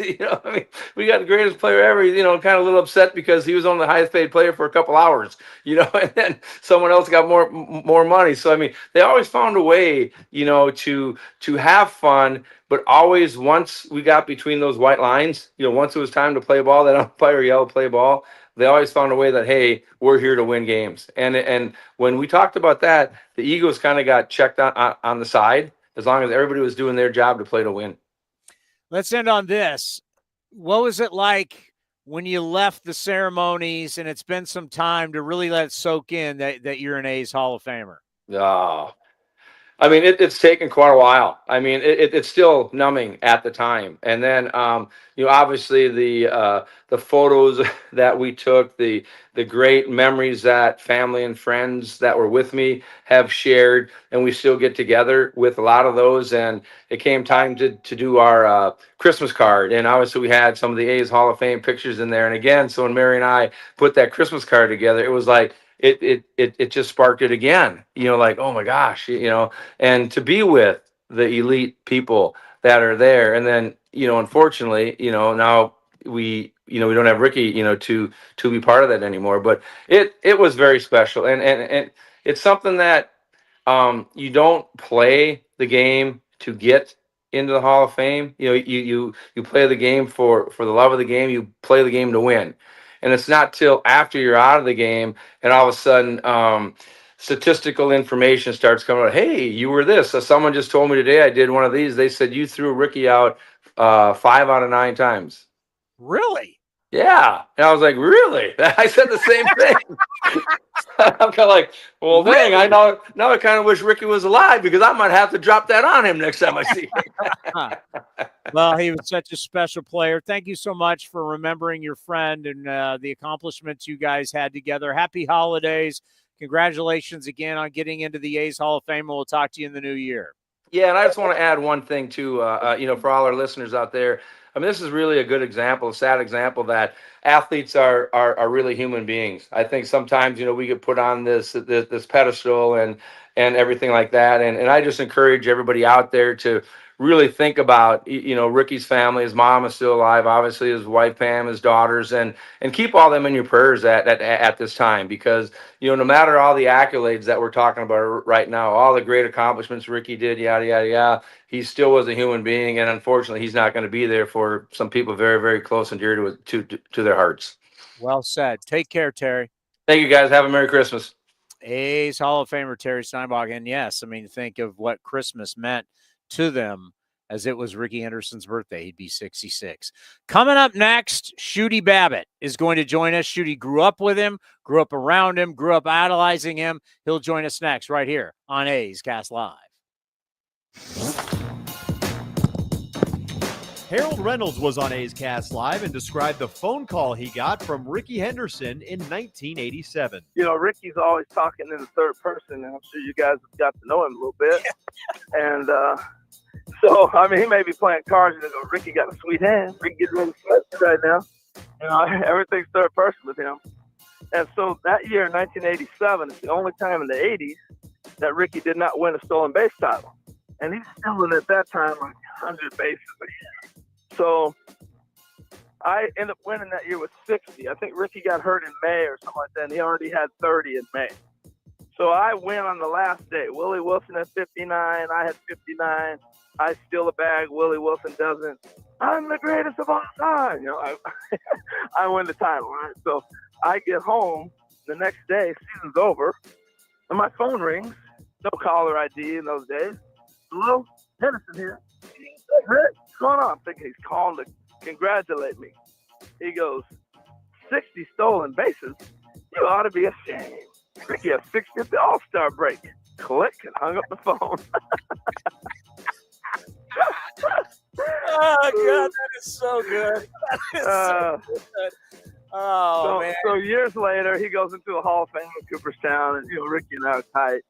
He signs a picture for me, and it has, stolen base champ, Rickey Henderson.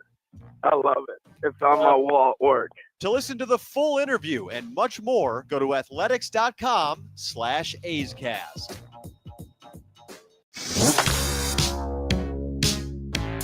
A's Cast Live continues from the studio. Here's Chris Townsend. Cool thing talking to Terry Steinbach about just how much one player can affect everybody on the field. And we'll get into that with Shooty Babitt, as not only Shooty, we think of Shooty is broadcasting, Shooty growing up around the great Rickey Henderson, but just from the scouts' point of view. Shooty, a tough day today, tough couple days. I know how much Rickey Henderson meant to you as a friend and someone that you've been around for a good part of your life. My condolences to you. Very, very, obviously, very tough for everyone. First of all, thanks for having me today, Towny. It's definitely been a difficult couple of days.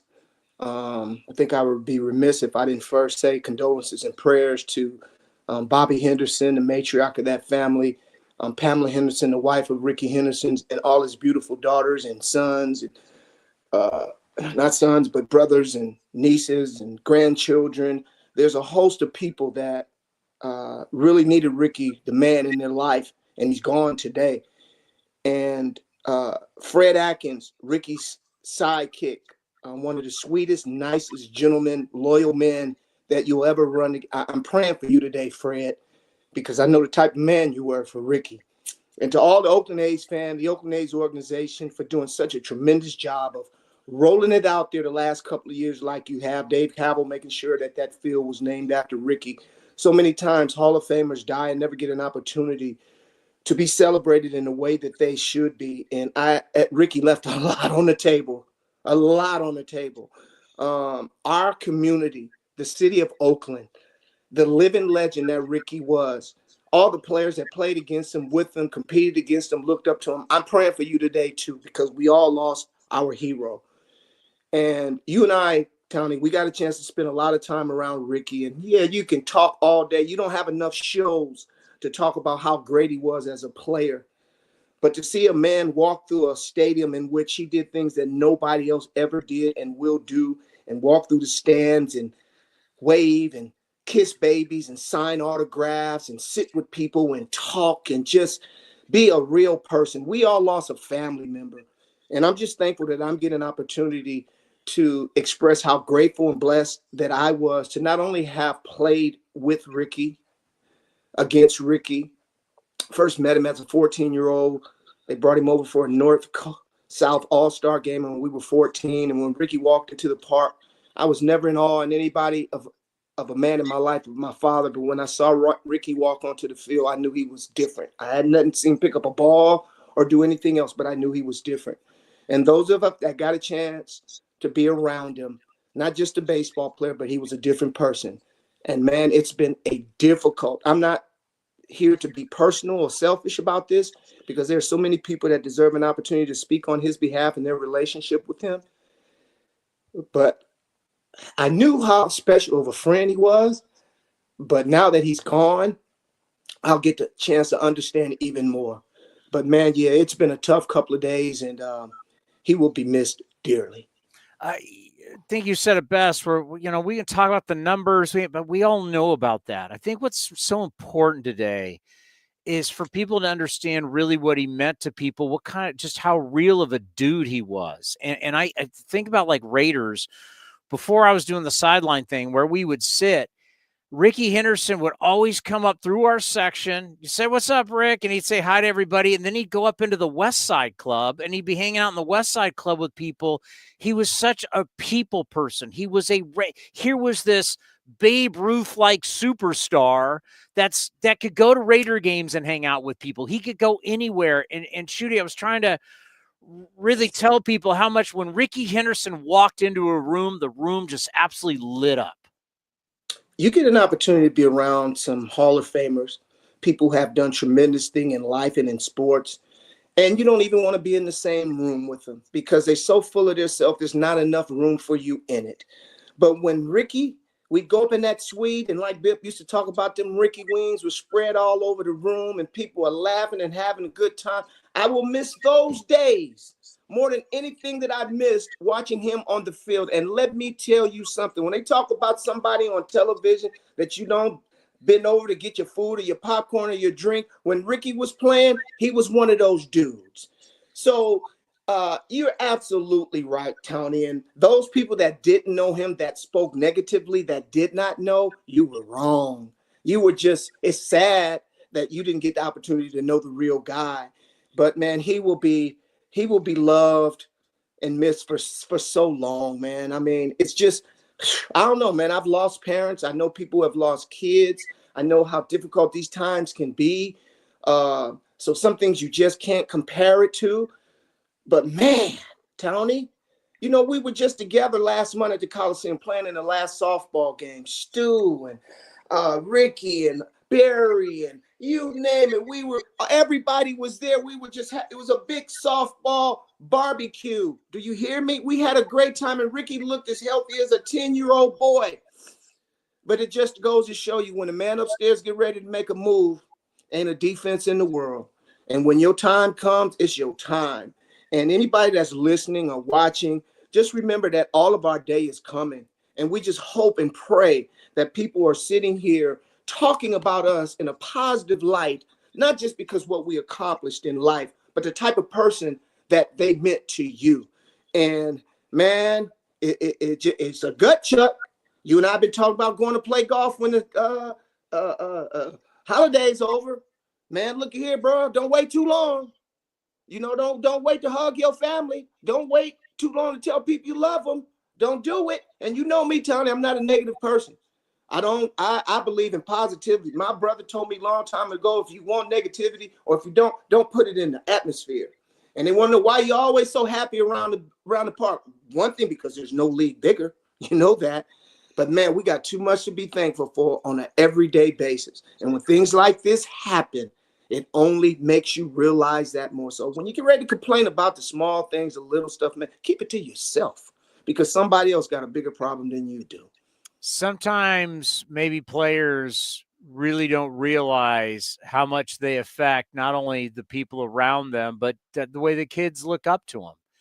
And to me, just learning over the years how big of a symbol to especially kids in Oakland Rickey Henderson was, you know, like what you can be, striving for excellence and what you can try and be. Rickey, a lot of people, and obviously you grew up around him, with him, playing against him, and you've known him for so long, but just talk about, as you got older, how you saw how Rickey affected the youth in the community.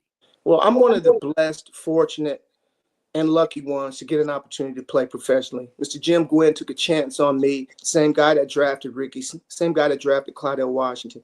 And he took a chance on me in the 25th rounds. There is a host and plethora of guys in this community that were way better than I was and did not get an opportunity.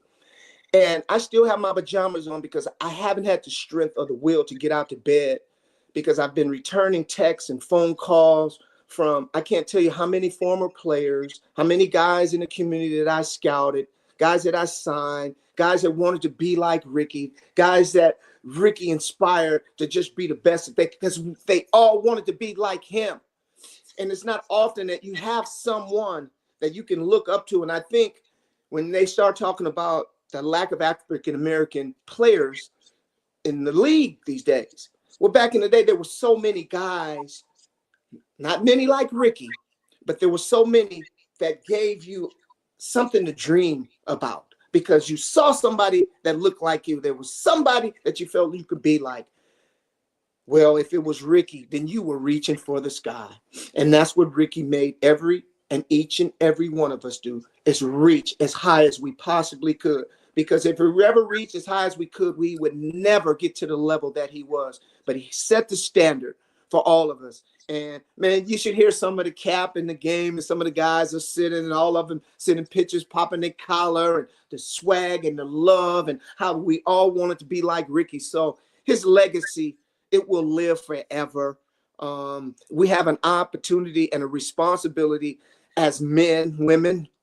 I'm not excluding anyone here, and pardon me, but we have a responsibility to make sure that we take our time and explain to them who Rickey Henderson was, and not just the best base stealer of all time, but probably in the top 5, if not top 4 baseball players to ever put the uniform on. We just went over it with Terry Steinbach from the catcher's perspective. I want to kind of get into it with you from a scout's perspective. When you watch one player, we're talking about how he affects the pitcher, how the pitcher handles Rickey at first base, how the pitcher delivers the ball to home plate. Maybe he doesn't have the same conviction because he's so worried about Rickey. Now he's slide stepping. He's altering his mechanics.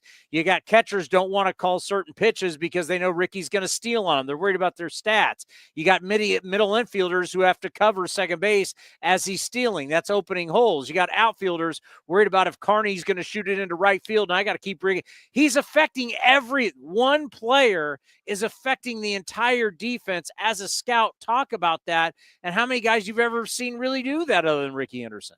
Well, as a scout, the one thing that I love right away is to see how does a player impact the game. What does he do every day that he can bring to the game that changes the way everybody else plays? And before Rickey even took the field, he was in everybody's head. If it wasn't the catcher, it was the pitcher, it was the outfielder, it was the third base. I better move up quicker. I better play shorter. I better play shallow. I better challenge. I better slide step, like you said. I better throw over. Can you imagine if he was a base stealer today? He would steal 500 bases a year because you'd have no way of getting him out. But that's the type of athlete that Rickey didn't lose in anything. If you walked into the clubhouse before the games and big what refrigerators, that's a wash machine refrigerator down there. Rickey 2 months ago down there bragging about how he beat everybody in baseball in dominoes. You can't beat me in dominoes. It wasn't dominoes, it was pool, it was ping pong. The man was just a great athlete. You know the football player he was. People compared him to Tony Dorsett. But as a scout and watching players and watching Rickey play, speed, you can't teach it. You can't stop it. You can only hope to contain it for a minute. And he had an ungodly gift that he learned how to tap into early in his life. He never was linked to steroids. He's the kind of dude that walked around in the clubhouse with his short drawers on so you could see that great ripped body of his. All he did was push-ups, sit-ups. He was just a natural physical specimen. And he's one of those kind of guys that had all the tools except arm speed, arm strength. But what he was able to do, what he was able to accomplish with his speed, what other guys couldn't do that could throw better than him, was cut the distance, get to the ball quickly, that spin move at the line. Heck, if you went to the A's game back in the 80s, they had a bat boy who tried to emulate everything Rickey did. People knew Calvin down there, left hand. Man, you'd have thought it was Rickey if you didn't know him. That was the kind of impact he had on everybody in the stadium, man. But he was the kind of player that you paid to go and see. And I think when it's that type of player, I think it says it for itself, man. But just look at the numbers, man. We're in a numbers industry. My mouth can't even, if I had 10,000 tongues, I couldn't even tell you about all the things that he did. But he's a scout's dream. Mr. Jim Gwynn drafted him in the 5th round. Not the first, not the second, not the sandwich, not the compensation pick, but the 5th round. You're going to tell me in them days it was 32 rounds? You're going to tell me there was 1,000 players better than Rickey? Huh? So I'm just, like I said, I'm honored and blessed and so lucky to have been so fortunate to be. How many times do you have a genuine person in your life that was the very best at what they did and they did not act like it? Or you couldn't tell, if you will. And I'll miss him, man. Just like you'll miss him, and just like everybody else that knew Rickey is going to miss him. And but the one thing that we won't miss, I don't care where the A's go, where we go to Sacramento, Las Vegas, the moon, Saturn. When they advertise that A's and talk about that history, you know who's going to lift that organization up, without a doubt. You can have all the tools in the world, but you got to know how to use them. And he saw things, right? And the great ones maybe they're not always great on telling you why they were able to do it. They were just able to do it. And the way Rickey read pitchers, he understood the game. He was able to read all the different pitchers. I was watching this highlight reel. I mean, we watched so much stuff over the weekend. And when he got inducted to the Hall of Fame, they put him in Studio 42 there in New Jersey where MLB Network is. And he was with Barry Larkin and Harold Reynolds. And he's talking about watching the pitcher's elbows when he's leading off second. This isn't first base. We focus so much on first base. They were talking about leading off second. And he goes, well, however a pitcher is going to try, if he's going to spin move or he's going to do the leg kick, he was always watching. And Barry Larkin's like, I never thought of that. Like, he saw things. He had instincts. So it's like we could talk about, oh, he was ripped. Oh, he was shredded. He was fast. But you got to have the mind and you got to have the instincts. Rickey had that, and people don't talk about that enough. You know, it's good to hear Barry Larkin say that because we spent so much time watching Rickey do what he did. And a lot of guys who were base stealers, they spent so much time trying to pick up what the pitcher did when he came over to first base, what his move was. And after my playing days and I started teaching, coaching, and scouting, I'm trying to get even more educated, and I'm going to get educated from the best that ever did. And so I'm like, talk to me, man. What were you picking up on these pitches? How'd you pick up the moves so easy? Says Shooty. That's the problem. You know, people paying attention to the wrong thing. Because when a guy comes over the first base, he does the same thing every time. He varies what he does on a regular to come over and pick you up. I never thought about that, just like Barry Larkin. Never thought about it. You spend all the time about closing distance and open up wide and the toe angle and the shoulder tilt and the head tilt. You never thought about the thing because he only did that one or two times when he came over to pick you off. So there was one commonality in that move that he did when he tried to pick you off.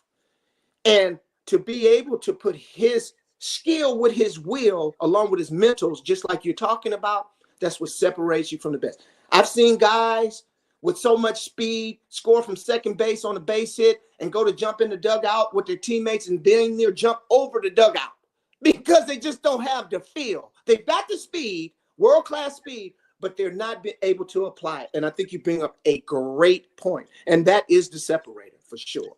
Well, and all the runs that he scored, you think about all these guys that score a lot of runs, they always need their teammates doing stuff. Rickey Henderson was the guy that scored the most runs also on just productive outs, sac flies, ground balls. You know, so many guys need the base hits, doubles for them to get around or someone to hit them in with a home run.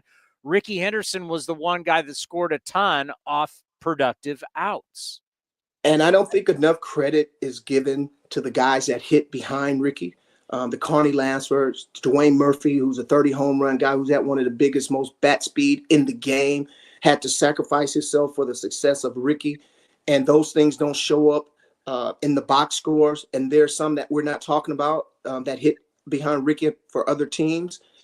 But they knew if they got their job done, Rickey would get his done. I mean, when you have somebody say it's a Rickey run, everybody in the world knows what that is. A walk and 2 steals, a sac fly, ground ball, whatever the case may be, 1-0. And I'm sure Stu could tell it the best about how great it was to know when he took the mound at the Coliseum most of the time, he had a 1+ lead because of guys like Rickey. You know, David Feldman was with us earlier today, and you just start thinking about Rickey Henderson and all the different things that he did. But a really good point was Billy Martin accepting that he's going to steal a lot of bases, but he's also going to get thrown out. And there's going to be the positives and the negatives, but the positive really outweighs the negative. If you would have had a super conservative manager at that time who would have put a governor on Rickey, you know, just talk about how early in his career how important it was to Billy Martin say, go get it. Just go. And if you get thrown out, you get thrown out. Keep going. Like a shooter in basketball, keep shooting. Yeah, it's going to be pretty hard for you to get me to say many positive things about that manager, but I'll keep it just for the respect of the show. Billy was a smart man. He knew he couldn't stop Rickey. I think Tony La Russa found that out early on too, because, he knew Rickey had the green light. Rickey ran on his own. Rickey was doing his thing. And, one day I think Tony wanted to kind of harness him a little bit, say, hey, Rickey, I know you've been doing your thing, but there are going to be some situations in the game where I'm going to have to control the run game. So if I do that, that means take is off. Go across my chest, take is off.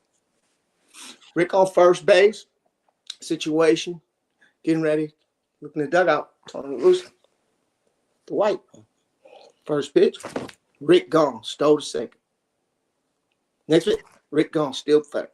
Rick scores, getting the dugout, and Tony La Russa say, well, Rickey, great and everything, but when I do that, mean take is off. He said, I thought you said take off. I took off. You wasn't stopping him.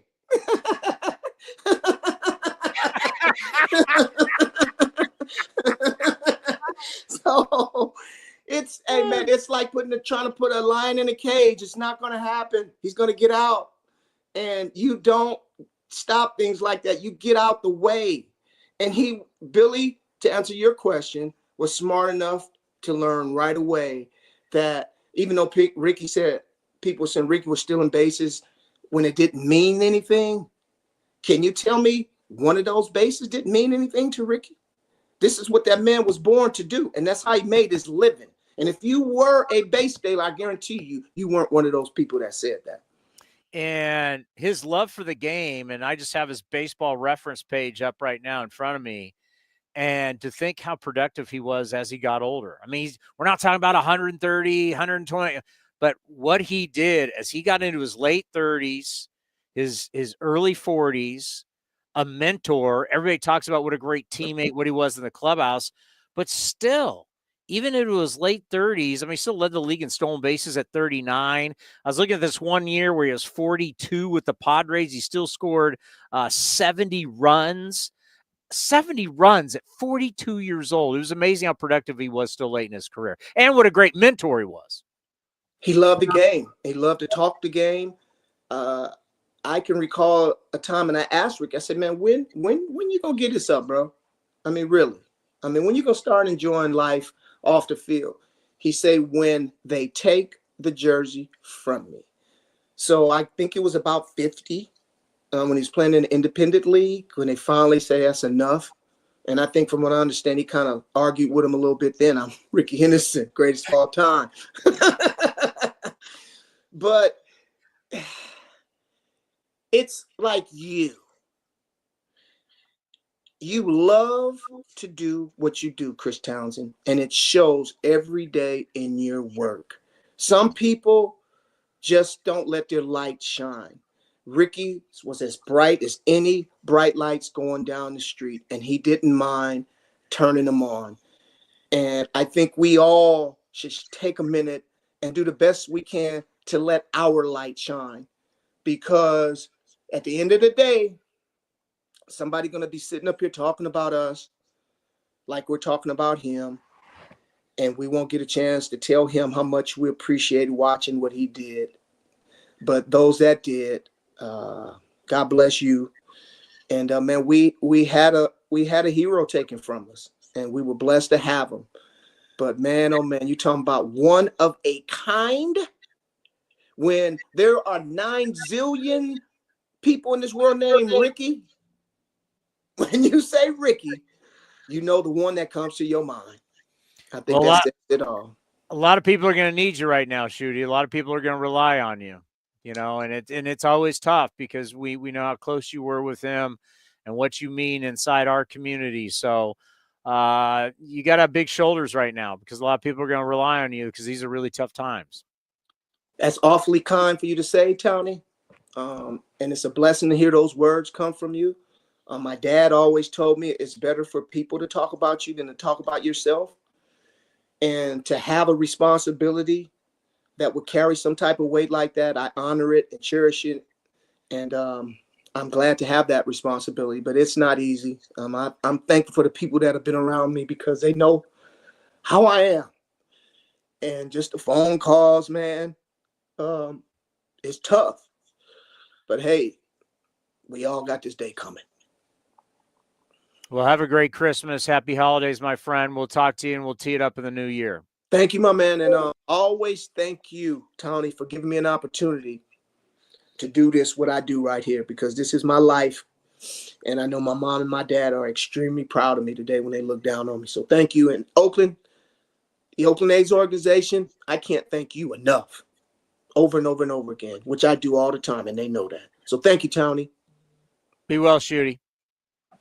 The great Shooty Babitt. Yeah, I feel so much for these players and these guys that grew up with him. You know, when you talk about Shooty Babitt and you talk about Dave Stewart, and I know Bip's a little bit younger. Well, I don't know. It's Bip. How old is Bip? I don't think Bip's a little bit younger. But Bip was very close also, and I've known Bip for a long, long time. 61. Yeah, he's a little bit younger. But, people that you grow up with, people that mean so much to you. I mean, these guys grew up with Rickey Henderson. And, when you're, obviously one of your buddies becomes this all-time great, and but he's still your buddy. And, Rickey had the box at our games, and everybody would go up and hang out with Rickey Henderson. It's so important today to really remember just what a cool guy Rickey Henderson was. Rickey Henderson knew he was great, but he was also one of the guys. He was somebody who would go play dominoes. He loved playing cards. It's one of the things about sports and all walks of life for all of us, right? We have our friends. And inside the clubhouse, your peers, your friends, you're a group of people that you have these special skills, and we play together. We travel together. Baseball, basketball, hockey are unique sports because of how much, like, football is completely different. Football, you travel, you have some preseason games, you have some road games, but you're not on the road like it is in baseball, basketball, and football. I mean, in these sports, you're traveling the country together. It's planes, it's hotels, it's buses. I mean, you're constantly with these guys from spring training, and that's why I incorporate basketball and hockey. It's not as many games, it's half, but it's a lot. But baseball, it's amazing the amount of time that you spend, that everybody spends together. And it's just not the players. It's the coaches. It's the trainers. It's everybody in the clubhouse. It's, like we're going to talk to Ken Korach. Do we have Ken Korach? I mean, Ken, it's hard to explain, but, when you're around these teams, you guys travel together. You're with each other more than you are with your significant other and your children. It's the bonds. So it's like remembering Rickey Henderson today as the player is so important, but also probably far more important is to have everybody talk about just what a great human being this guy was and how generous he was. And he cared so much about people. He was such a great guy. It was, thanks, Towny. This had been a tough couple of days, and I was really moved by what Shooty said as I came on and was waiting to come on and hearing him, because we all know how close that they were for so many years, going back to their youth. And to think of the greatest player in the history of a franchise being from the community, and Rickey was part of Oakland, and I don't think he ever forgot that. I think that was one of the most endearing and enduring traits that Rickey had, was that he never forgot where he came from. And I can give you many examples of that. And you've been at the Coliseum for the great ceremonies that we've had over the years. And the dedication of Rickey Henderson Field at Oakland Tech on the 1st of April of 2008, when after Rickey stayed after, there were tons of people who came down from the community just to be with Rickey. And Rickey was the centerpiece of the ceremony, of course. And I remember telling him, because the A's had a game, of course, that night. It was the home opener. And telling him, Rickey, nobody would blame you if you took off now, if you left, because what you've done has been above and beyond. And he said, I'm going to stay until I sign every autograph and take every photo, because these are the people that paid money to come watch me play. And so the link between Rickey and the community, that never ended, Towny, and that was a beautiful thing. Yeah, he walked into a room and the room lit up. There was no question about it. And once he got going, that's where you would see what a people person he was, because he would make sure everybody who wanted time, they got it. And that's something like, how many times, like I just mentioned, we did the Comerica event in August, and he stayed well past what he was supposed to stay. Everybody got to take, whether it was everybody was given a baseball, whether it was to get an autograph or take a picture. And there was something about him that once he got going and he was with people, he really took the time to make sure he was a little bit of a pleaser that way. And mega superstars normally aren't like that. I remember when Bill King, of course, posthumously received the Frick Award at Baseball's Hall of Fame in 2017. And we had this wonderful reception for all the people that wanted to be there for Bill. The evening that Kathleen, of course, accepted the Frick on behalf of Bill. A bunch of us were sharing our memories of Bill and having something to eat. And Rickey had been invited. He hadn't shown up yet. And there were these big doors. And I remember about a half hour into the proceedings, the doors swung open and in walked Rickey with a big smile on his face. And it made the night. It was almost better that he made the grand entrance then than if he had been there when the whole thing started. Because once Rickey walked in, like Shooty said, he was the light. The light went off, and it made the night even more special that it was a perfect entrance for Rickey. And I guess it was Rickey being Rickey. Yeah. Well, and to be mentioned as one of the greats, and condolences to you and your father. What a life that your father had. And it was always great when we talked about your dad, and your dad had living as long as he did, was able to see so many of the greatest players. And when we would talk about your dad comparing Stan Musial to Freddie Freeman, to be Rickey Henderson and to be one of the all-time, it's one thing there's so many great players in the Hall of Fame. There's so many great players that get close to the Hall of Fame, but then we just recently lost Willie Mays. There's that next level. And that was the one thing, like when you were around Rickey, when you interviewed Rickey, you knew you were around somebody that was the great. He was a part of the greats of the great. And there's not many of them. That's right. There may be 10 or 12 that you could say, Towny, that were among the greats of the great. And that's really well put. And he had a personality to match it, which meant that he was even more larger than life. There are legends who are Hall of Famers because they were so great. And Rickey was so great, but his personality was kind of part of the whole package. And, thanks for mentioning my dad. I thought about my dad a lot the last couple of days. When he passed away, he was 105. And not that you ever fully accepted, but we were prepared for it. He's 105. He was really struggling. But Rickey at 65, I think it's all the more shocking because, as you know, Towny, he was at the Coliseum a lot this year, especially down the stretch. He was in Seattle for the last weekend of the season up there, and he always looked so great. It's one of the reasons that I'm still in shock, because if you saw Rickey in September, late September, and the old joke was, Rickey looks like he could still play, and that Rickey probably thought he could still play, and he was 65. And I think that makes it even more difficult to accept. There's no doubt about it. We were around him a lot at the end of the season, and that's why it was so shocking to get the phone call on Friday. You just couldn't believe it. It was just You know, Ken, the one thing that also that that you got to see a lot, I'd like you to talk about is just how Rickey was with the young players. He loved players. He loved the young guys. He liked talking to these guys. He liked going down and just being in the clubhouse again. But it just, for as long as he played, then as long as he was around the game, I mean, clearly he loved the game, but he loved the player. He didn't big league these young kids whatsoever. No. He wanted to help them. Yes.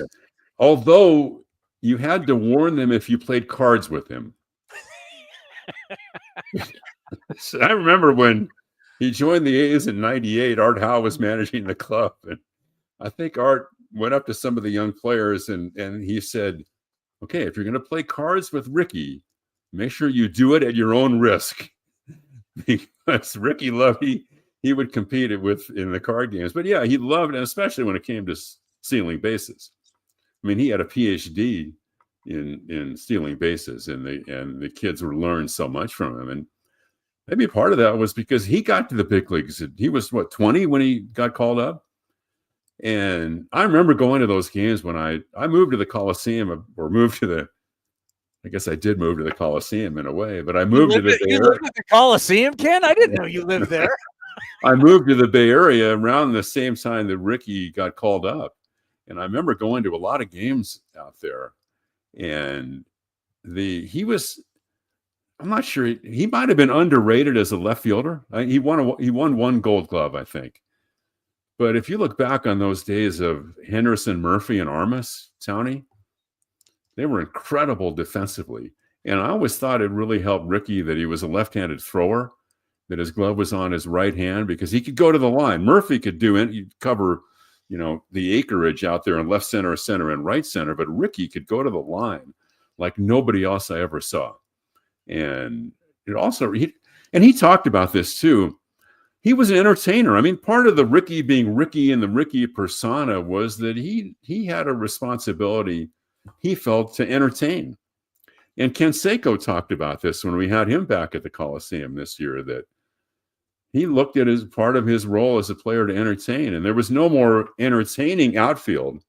Think of Dave Henderson and his love for the game and the flair that he played with. When you had Rickey in left and Dave Henderson in center and Canseco in right, it wasn't just that they were great; those guys were entertainers as well, Towny. Yeah, we started this thing off at 9 a.m. this morning with Dave Stewart, and talking to Stu, I just brought it up that, when you look at players from the 80s and the early 90s, right? We've talked so much about Charlie Finley and how the A's were broken up and Charlie knew free agency was coming. Well, you have to realize that as an industry in sports, because it happened in football, it happened in basketball, like all of a sudden these leagues and ownership had to understand, what is free agency? How does free agency work? I mean, we've got a bottom line. How much are we making? Well, how much do we want to give it to the players? So there was a lot of labor strife in the 80s. And nowadays, when a player hits free agency and a player gets a big contract, no one even blinks an eye. Like all of a sudden, Sean Manaea today, what was it, 75, 76 million he signed with the New York Mets? You don't even blink an eye. Like Ohtani and then Soto, that's like crazy money. But if you have a Blake Snell signs for 182 million, no one even, who cares? It's not like a big deal anymore. But back then, everybody was trying to figure out, like Nolan Ryan was the first $1 million guy. Well, who's going to be the first 3 and then 4? So there was a lot of contention. And Rickey, like if Rickey Henderson was a free agent today and someone said, oh yeah, Rickey Henderson's getting 10 years, 300 and something million, no one would even blink an eye. But back then it was a different ball game because they were trying to figure out the economics of the game. He would have gotten about 20 years and $1 billion now. He might, if he was in his prime right now, would you take Rickey or Soto? Oh, I'd take Rickey Henderson. But my whole point is no one would be freaking out about it. But back then when Rickey got whatever Rickey got, 3, I mean, Mark Langston was the first guy to get 16 million. Yeah, right. And Rickey was criticized. Yeah, he'd be criticized for the comment, if you're going to pay me like Gallego, I'm going to play like Gallego. And all great due respect to Mike, one of the great guys. And he never took that personally. Right. But I think with some of the great athletes, you never lose that chip on your shoulder in that sense. You have something to prove. And I think I think Howard Bryant wrote about this in his book about Rickey, that there was something that he had, that when he started to get paid, that was validation to him. It meant that he had made it. And especially from where he had come from, it meant a lot to Rickey that he was able to look at his career and say, I really earned this. I earned that money. And we accept now that athletes realize what they're worth, right?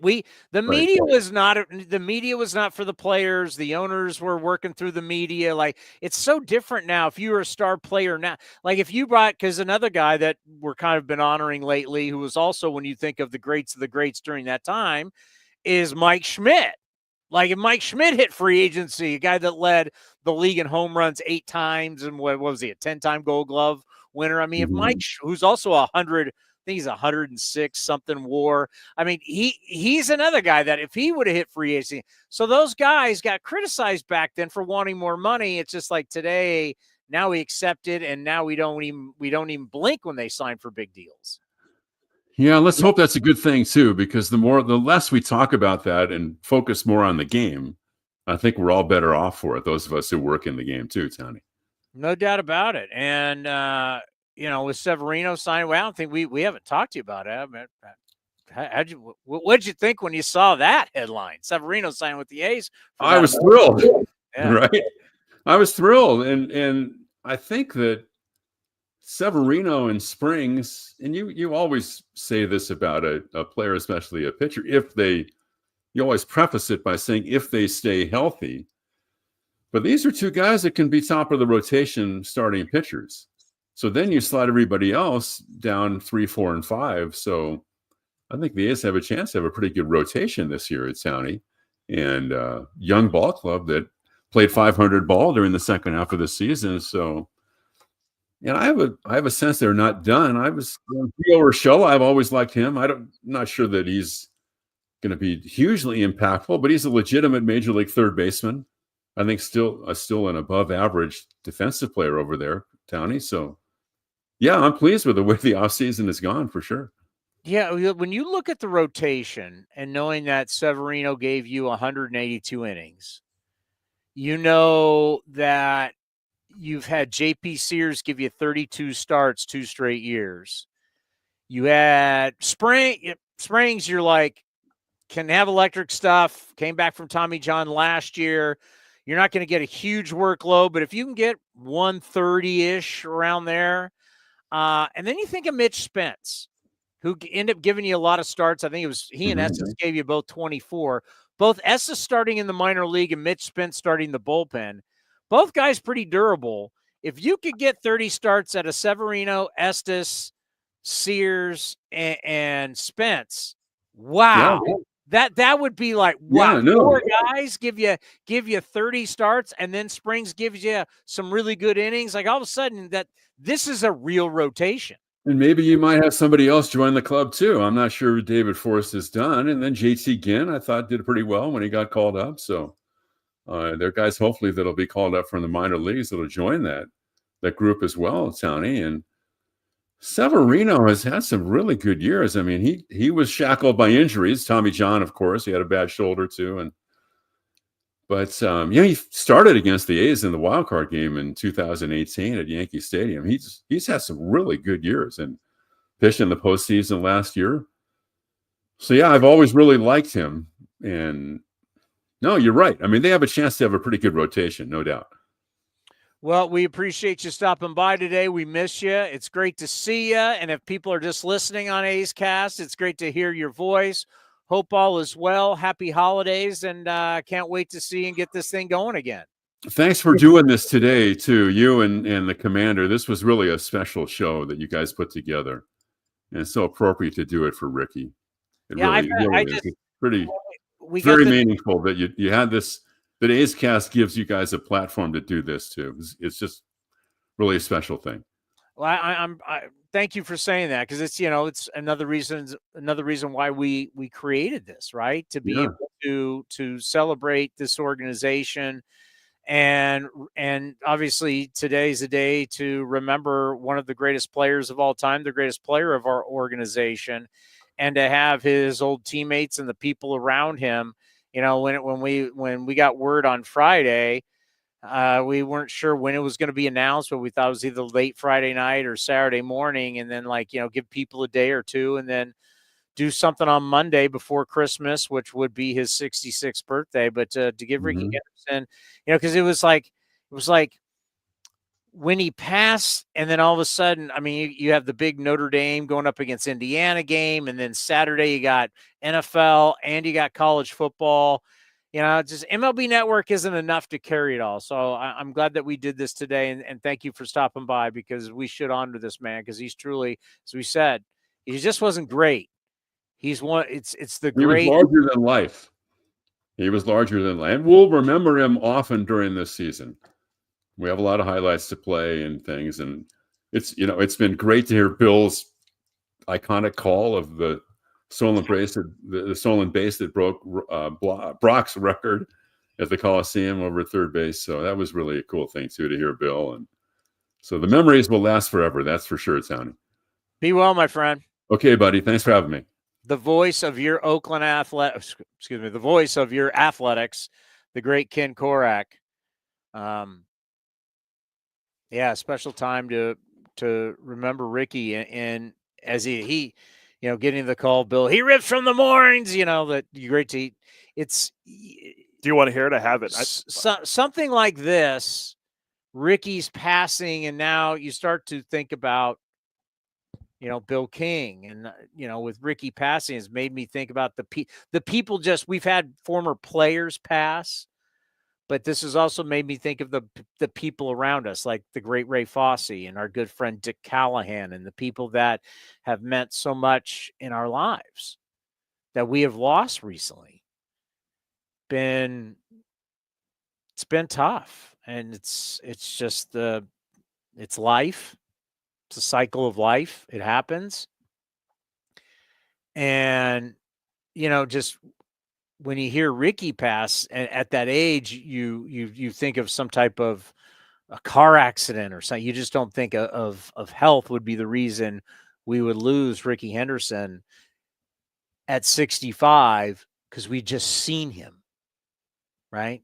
It wasn't like he'd been dealing with something and we knew about it, or it wasn't like a car accident or something like that. So it's just shocking. But it is just like when we look down at these bobbleheads, right?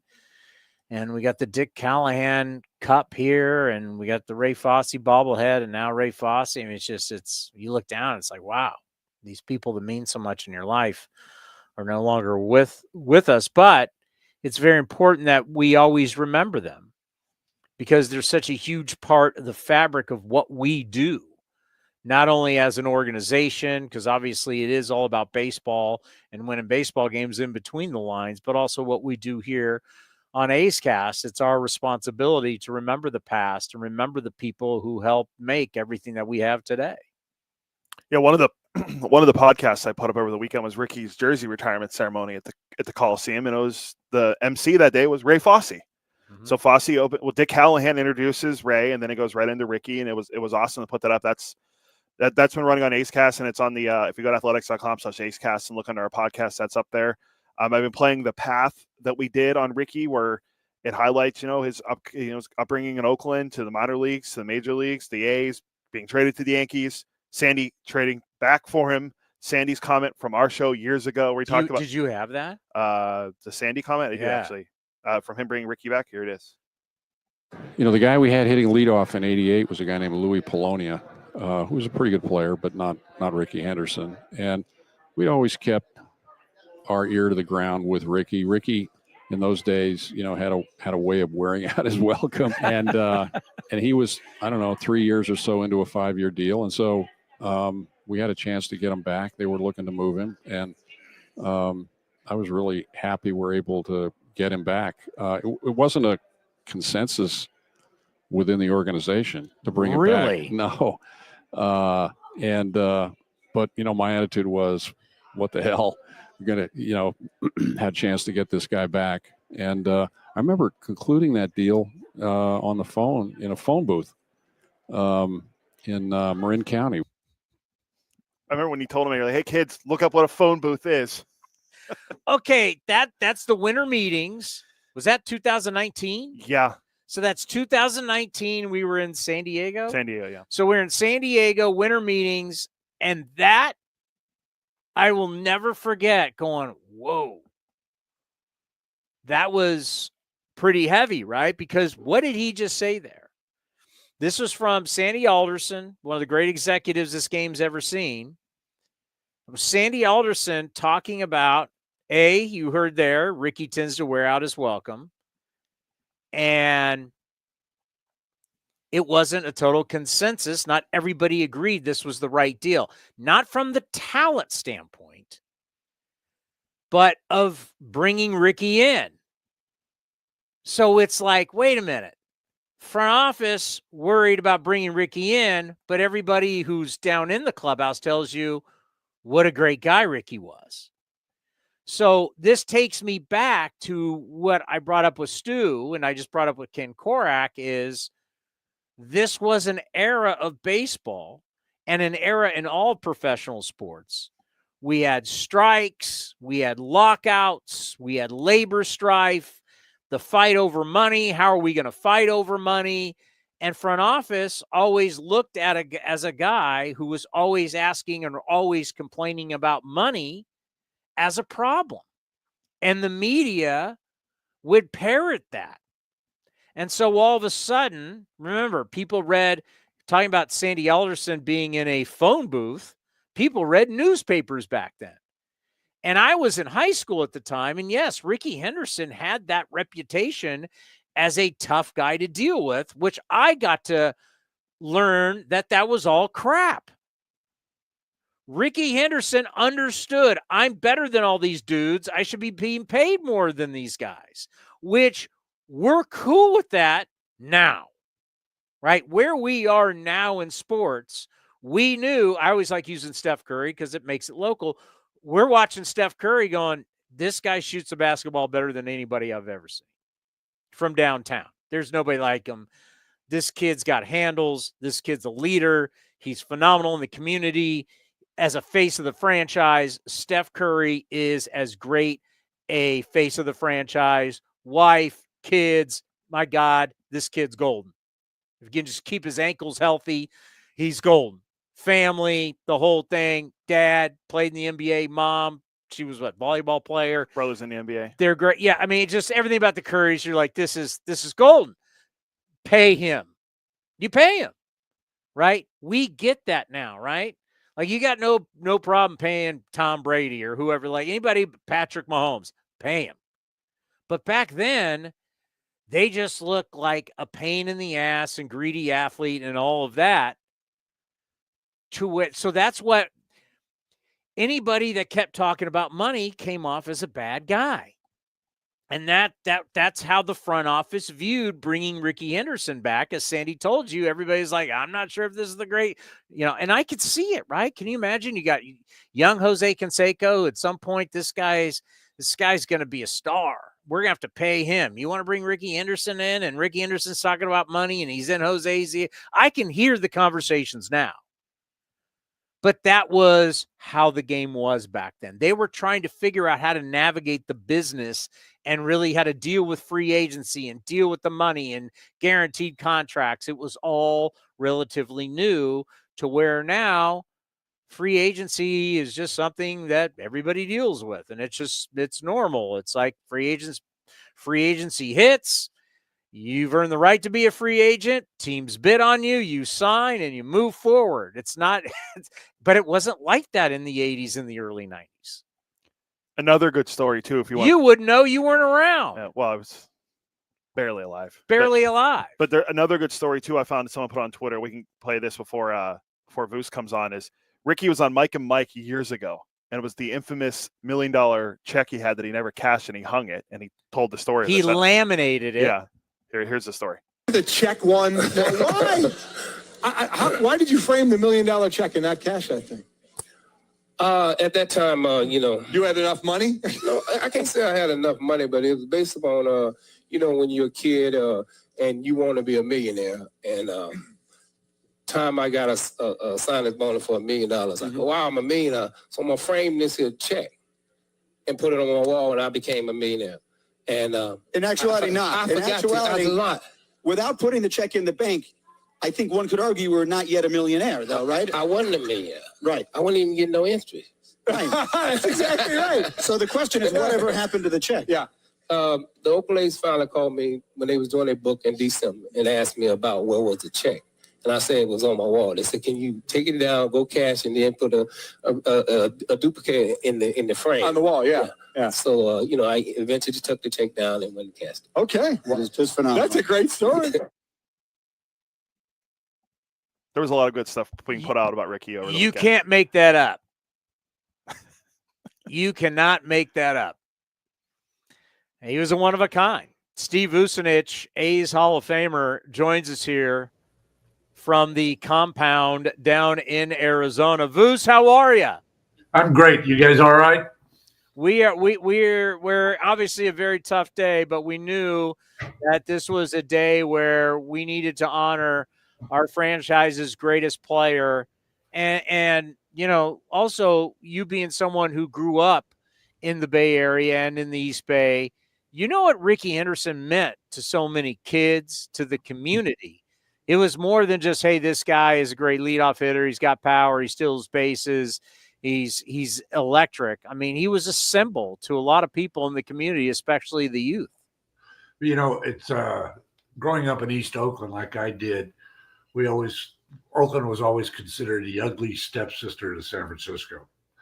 And when they built the Coliseum and they expanded the port and the arena and everything, it's like Oakland was a leader against San Francisco. They've done more positive things. And probably nobody did more positive things for the city of Oakland than Dave Stewart and Rickey Henderson. And Rickey and David were very proud to be from Oakland, go to high school there, call Oakland their home for many, many years. So it's a special thing for Rickey as it was for Dave, or as it is for Dave. And this is just such a sad time. You think this is some guy that can't be broken. And his passing just put everybody in shock. Yes, there's no question. I mean, just really, really hard to believe. And one of the great things about always bringing you on is that you know everybody from the get-go, from the start. So tell us what it was like when a young Rickey Henderson, the kid from Oakland, gets called up to the Athletics. Well, first of all, when he got drafted, we had a kid working in the clubhouse named Louis Burrell, who was the older brother of Stanley Burrell, a.k.a. Hammer, MC Hammer. And he said, this guy, Rickey, he's going to make it to the big leagues and he's going to be great. And I said, well, why was he drafted all the way back in the fourth round instead of the first round? But he was the one that made it up in 79. And I gave him number 35, and they said, why 35? And I said, it's because you were a fullback running back in high school, and that's a running back's number. And Rickey kind of liked that.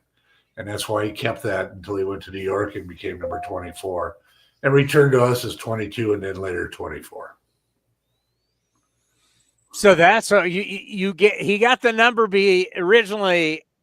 You're a running back. I like that because he had a lot of pride in that. We talked to him about it. He obviously he had the ultimate belief in himself, and he believed he would have been an NFL running back. But it's his mother who wanted him to play baseball. That's right. And I think Rickey asked the part-time scout, Jim Gwynn at the time, if what he should do. And he says, you should definitely play baseball. You'll last longer. You'll stay healthier. And I don't know if money was a big thing then, but he said, you'll make more money. So what was he like when he first came up as a young kid? I mean, he was only 20 years old. He actually, I think, appreciated the game, the players he was around. He didn't have the swagger then that he got later on as he became a full-time player. He was kind of quiet, and it's hard to believe that Rickey could have been like that, but I think it was only for 3 months until Billy came in and said, I'm going to make you a star, Billy Martin, and he became one. And then he got a little swagger, and it was good for him, but he backed it up. That's the key thing. What year? Because I'm looking at the Baseball Reference page. I mean, it's his first full year in 1980. He steals 100 bags. scores 111 runs. When did you really start seeing the entertainer, the swag from Rickey Henderson? Probably not till the next year in '81, but he had the swag. Guys would tease him. Dwayne Murphy would get on him pretty good, but he knew he was like the best player on that team then. But he didn't say that himself. He let his actions on the field speak for it. Well, he started with the strike shortened season. He was having an unbelievable. I mean, it's you look back at those times and you just think some of the people were having those years. But yeah, so all of a sudden he is becoming, by the time he's 25, this is a guy who's finishing third in the MVP voting. He's an all-star. He's a Silver Slug Award winner. How tough was it to see him leave Oakland and go to New York? You know what? It was tough because, he was one of those guys you had hoped would play his whole career for one team. And with that trade, he went to the Yankees. We got some good prospects back. But when you trade a superstar like that, you never get equal value back. I don't care how many players you get back. So it was tough to see him go there. Why he was traded, he was nearing free agency. We weren't sure if we were going to be able to pay him. The funny thing was the trade, I think, was made at the winter meetings in Houston, and the Yankees would not take Rickey unless he had a contract. So they gave him a long-term contract. And I think it was Sandy Alderson, who worked for us, was kind of the middle in-between guy instead of Rickey's agent, whoever it was at the time. Might have been Richie Bree. But Sandy actually negotiated on behalf of the Yankees to get Rickey to agree to a long-term contract. You just hear things from back then and you go, is this real? But yes, there's so many things that you think back that, oh my God, can you imagine if we would have had Twitter and that kind of stuff back then? Just the craziness. So you have Sandy Alderson working the deal for Rickey Henderson so he can trade Rickey Henderson. Exactly. So essentially, I'm working as your agent so I can then trade you to the other team. Exactly. Is that unbelievable? I don't think that could happen today. God, no, it wouldn't happen today. Like, you can't, like, when you look at Rickey Henderson's numbers, if you just looked at the totality of the numbers and you'd think, how does this guy not play for one team his entire career? I bet most people can't even name all the teams. It's Oakland, Yankees, Padres, Mets, Mariners, Red Sox, Blue Jays, Angels, Dodgers.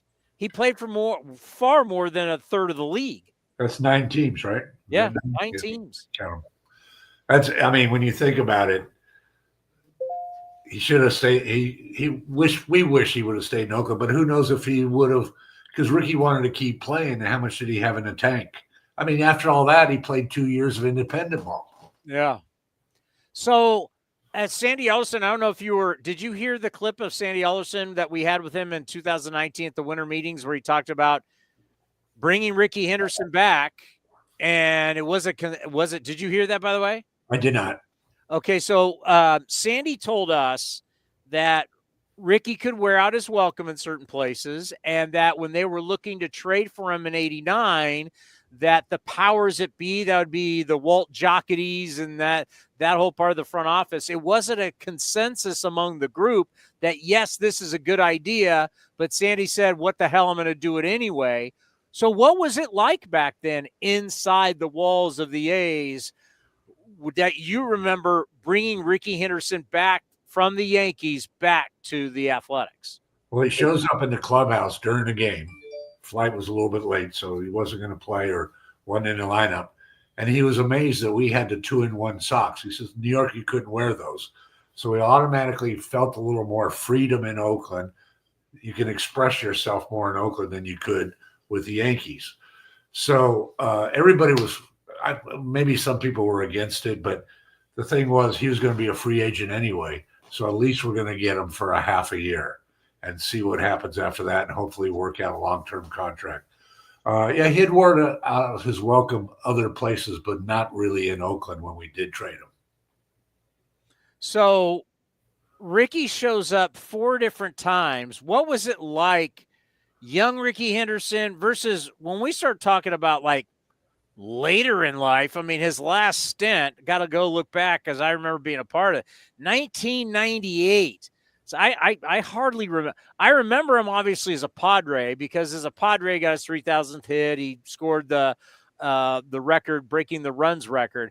I really don't remember him as an Angel. It wasn't that many games, but what was it like when he came back and he's now almost 40 in 1998? Well, it's funny. I kidded him. Billy Martin really helped make Rickey a star, and Billy and Rickey were tight. And I asked him when he came back, I said, well, that's 4 times now. Are you trying to break Billy's record with the Yankees? And he laughed at that, but he was happy to be back in Oakland. Who knows? We might have signed him again if he didn't go to independent ball. But the question was, how much did he have left in the tank? He was still a good defender. He could still take his walks. He knew the strike zone. But when he came back that last time, he knew it was the last time. You've been around the greatest players in our franchise's history, which means the greats of the greats. Because when you look at our franchise and you look at the Hall of Fame, A's players and guys who played in Oakland all over the place, just your thoughts on Rickey Henderson and his greatness as a player. Towny, I had lunch Saturday. Tony La Russa was there, Bud Selig, Jerry Reinsdorf, Mike Hampton, Steve Stone, couple other guys, and we're talking about the greatest players. And there was not argument, but there was discussion. Willie Mays, best center fielder, best pitcher, Koufax, Nolan Ryan, who knows? But when it got to best leadoff hitter ever, everybody agreed it was Rickey. And you don't even have to put a second guy in the equation. You don't put Vince Coleman up there. You don't put whoever some of the top leadoff guys are today. It was without a doubt and a lock that it was Rickey Henderson.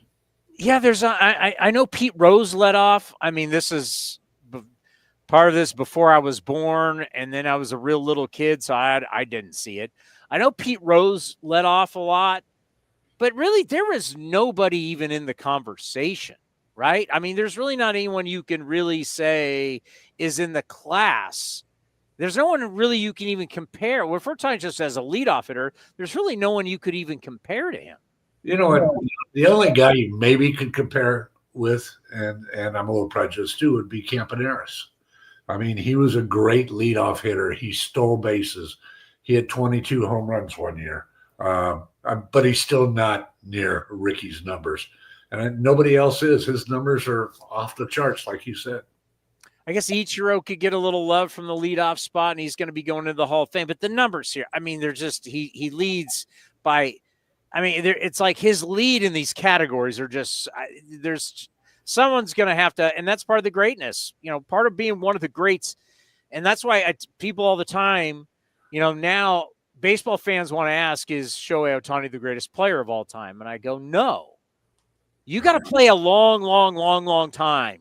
Longevity is a big part of our game. Now, does Ohtani have the greatest skill set we've ever seen?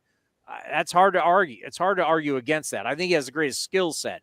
But to be the greatest of players of all time, you got to do it for years and years. Your body's got to be able to handle it. You got to be aged. You got to still be productive as you get older. As you talk about Willie Mays and you talk about a lot of these great players, they still, you know, they lost as they got into their 40s, but still in their 30s, they were still they were terrific players and very productive. Let's end on this. One thing that I got one for you, and I apologize if you guys have covered this. Do you know what record Rickey was most proud of? No. Runs scored. Oh. Because he said, I was helping the team. And that's why he's more proud of that than the stolen bases, the walks, 3,000 hits. Well, no question. The name of the game is to score runs. Right. Touch home plate. No human being has touched home plate more than Rickey Henderson. That's a big part of, like, you know, it's always going to – Willie Mays played center field. It's a premium defensive position. Willie Mays had all the home runs, the RBIs, a career 300 hitter. I mean, Willie Mays could be the greatest player of all time. It's going to be tough it's tough for a left fielder to outdo a center fielder just from the defensive standpoint. But when you talk about touching home plate, nobody has touched home plate. But the one thing that we've heard, and unfortunately this happens when someone passes, but now you hear from all the people that played with him, And MLB Network just ran just 2 days of nothing but Rickey Henderson. So you're getting all the guys that played from it with him, and you're, hearing, whether it was Don Mattingly or Mike Piazza, and of course Dave Stewart was a part of it. Just talk about Rickey's relationship and how much everybody just loved playing with him. They did. The players that played with him, and then I got to see, once he retired and he came around Oakland, the visiting players would go up to him and embrace him and knew about his history, when a lot of players today don't know about anybody's history in the game. But our players loved him. He was funny. Some of his card and domino games were classics, the way they'd go back and forth. But everybody loved Rickey. How could you not? No doubt about it. He will be missed. Voos, happy holidays for you and the family. And can't wait to see you spring training. You be well, my friend. We get that golf game in this spring, too. I'm holding you to that. All right. Take care. Happy holidays, everybody. Take care, Voos. Steve Vucinich, A's Hall of Famer. As he says, a sock and jock guy, but he's far more than that, also a historian for us. Let's get out of here. Before we get out of here, let's play that the tribute video that we have to honor the great Rickey Henderson. When I lead the game, I want them to think of Rickey Henderson as a player that no matter what, he was a diehard to the game. He loved the game. He probably would do anything for the game. Rickey going back near the wall. He leaps. He makes the catch. It is Rickey time. I want them to know that when I took the field, I gave 100, 110% out there. Rickey Henderson, no contest, steals third base, jerks the bag from its moorings, and holds it aloft, representing number 939. I hope most of them know that I had in my heart to always be a winner.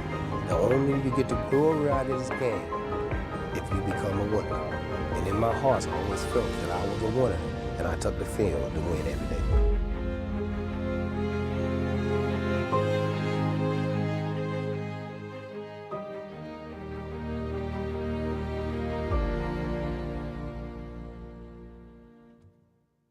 You think of the skill set to be able to put up the incredible numbers over an entire season, but then you think of the skill set of being able to take over playoff series. Now, you had a bunch of playoff records, but obviously that changes when you expand playoffs, and you got guys that have been, the Yankee players starting in, that would have been 96, and then they were in the playoffs every year. And now the Astros, I mean, you got these guys, Boston guys, they played in so many playoff rounds. So it's changed the playoff records, but to this day, he still has the most steals in postseason history. I'll never forget, it was at the very end of Derek Jeter's career, 20 years. And I remember Derek Jeter stole a base. It was in his last year. I mean, Derek Jeter now is the all-time stolen base leader in Yankee history, passing Rickey Henderson. And you're like, what? wait a minute, what? Rickey only played for the Yankees 1985 through the trade that sent him back to Oakland in 89. So from 85 to 89, Rickey Henderson stole more bases than anybody in Yankee history, and then took Derek Jeter 20 years to eclipse that. Jeter finished with 358 steals as a Yankee. Is that crazy? How many Rickey have as a Yankee? It usually tells you at the bottom. Okay. Oh, yeah. Okay, hold on. Stolen bases. Rickey had 326 in 5 years. So it took Jeter until he was like 36, 37 to finally break the record. Oh, okay. So it wasn't the very last year. No, but yeah, because he had 358, so he would have 348 going into the year because he stole 10 bases his last year. Yeah, wow. I mean, it's pretty incredible. But it's the skill set in the postseason where every run, like how we view. That's why Rickey's career will age unbelievable, because the more we get into analytics, you realize he's an analytics darling. What do you want to do? Score runs. How do you score runs? You got to get on base. What did Rickey do? Got on base. Gets on base. And scored runs. So it's like you look at in the postseason, every single run is so valuable. How do we just get on the board? How do you score a run? And his ability to take over series. He had a huge series in Toronto. He had a huge World Series against the Giants. There's so much that he could do. And a player of his skill set could just absolutely overwhelm a team in the postseason. It was incredible. To where most guys can beat you one way, he could beat you in so many different ways. And that's why, two things I really wanted to get across today is, hey, Rickey Henderson was a good dude. Great teammate, great person. Really, I think the Piazza story about Rickey wanting to make sure that everybody got a full playoff share, right? When other guys didn't want to do that, Rickey's like, pay everybody. Rickey was a pay everybody guy. And that would be taking money out of his pocket too. Because the veteran guys could have all got the full share and then not given full. Rickey wanted everybody to get it full. He's a generous person. But also, I want people to truly understand how he affected the entire game. Because all we do is see highlights now, and we see him stealing second base. Well, Rickey on first base truly affected the entire defense. The pitcher, the catcher, the first baseman, whoever was going to cover the bag, outfielders. There was so much energy. He absorbed so much energy from the other team. It was unreal. Like probably a player. And, Bonds was very similar in a different way. Bonds stole a ton of bases, stole over 500 bases. But when Super Barry was happening, it was looming whenever Barry was going to be coming on the on-deck circle. Everybody was worried, S-bomb, Barry's coming up this inning. Barry consumed so much of the energy because he was such a productive player. There's very few of these guys that every single game, the game plan, like Lawrence Taylor in football. Lawrence Taylor, that era, everybody talks about, first and foremost, when you went to the line of scrimmage as a quarterback, you got to know where's Lawrence Taylor. And then we'll figure out where the other 10 guys are. Where's Lawrence Taylor? And we're going to run at him, not away from him. Or if we're throwing the football, all the protection has to be on the side of Lawrence Taylor. Lawrence Taylor took all the oxygen from everybody. Rickey Henderson was similar. That's how great. When a player affects the other team's game plan that much, right? When we think of Steph Curry or what Michael Jordan was, right? You had to concentrate so much of your game plan when you went in to take on the Chicago Bulls. You knew Michael's going to score. He's the scorer. And then, Michael's all world on defense too. He absorbs so much of the energy and the oxygen in the room. And that's the type of player Rickey Henderson was. He affected so much of the game. And to think you do that playing in 162 games and then think about doing that in the postseason. It's pretty remarkable. It's pretty remarkable. Yeah, just going over, everyone, if you don't know the accolades, they're everywhere. The 10-time All-Star, the 1990 AL MVP. We mentioned all the records he has. Hembo sent us that thread. The thread he sent was incredible, breaking down everything with Rickey. We probably won't see another player, especially put it out there. I don't think we'll see another leadoff hitter like Rickey Henderson. No, Towny had a great year, but he's not Rickey Henderson. They're not even the same player. Towny doesn't play in the field either, so that kind of hurts. Well, don't take away from what Otani. Oh, no, not at all. 50-50 is incredible. It is. But what Rickey was able to do as a leadoff hitter year in and year out until he's 40 years old, 40 plus, is truly remarkable, and I don't think we'll see another player like him. Quickly, we've had a lot of stuff happen in baseball. There's a lot of stuff happened this morning. Walker Buehler has signed with the Boston Red Sox 1 year, $21 million. Christian Walker, this affects us, has now signed, leaving the Diamondbacks. He's now signed with the Houston Astros. Paul Goldschmidt is a Yankee. He's going to play first base.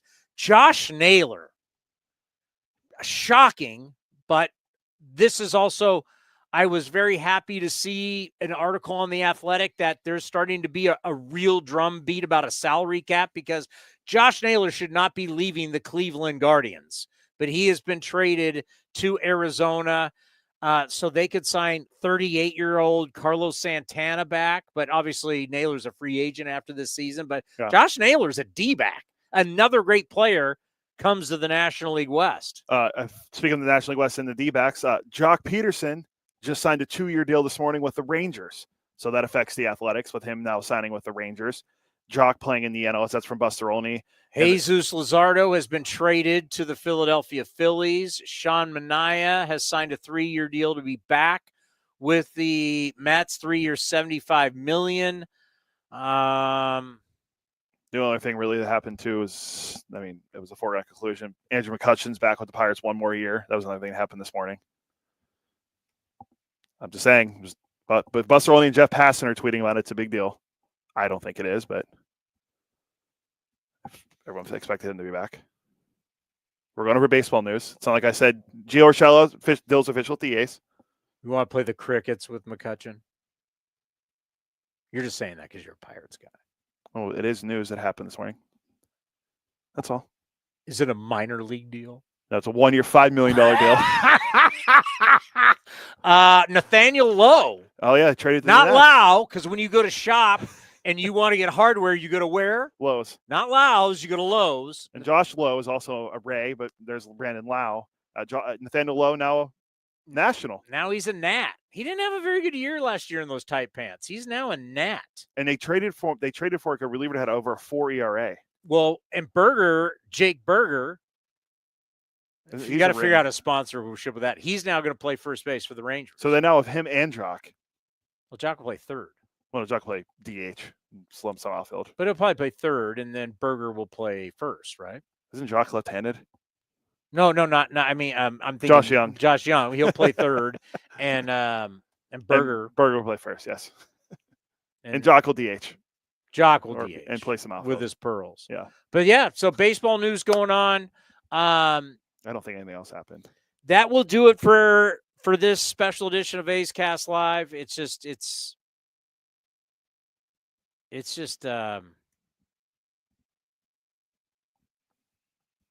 We just got a report from Major League Baseball. Oh, it is believed that Ichiro will get all the votes to be. I mean, yeah. How do you? That's another thing. Real quick on the way out, there were 28 people that didn't vote for Rickey Henderson when he went into the Hall of Fame. 28. Yeah. When you talk about an archaic system that needs to change, the Baseball Writers Association, 94.8%, who's even in it anymore? Yeah. 28 of 539 Hall of Fame voters didn't include him on their ballot. How do you not even put him? I saw someone this weekend vote for Russell Martin for the Hall of Fame. Russell Martin had a good career. Russell Martin is not a Hall of Famer. Rickey Henderson's a Hall of Famer. How do you not put him on your ballot? How can you not vote for someone who has 100? What was Rickey's 111 WAR? 111.1. 111.1. If you're over 100, you're one of the greatest players who have ever played.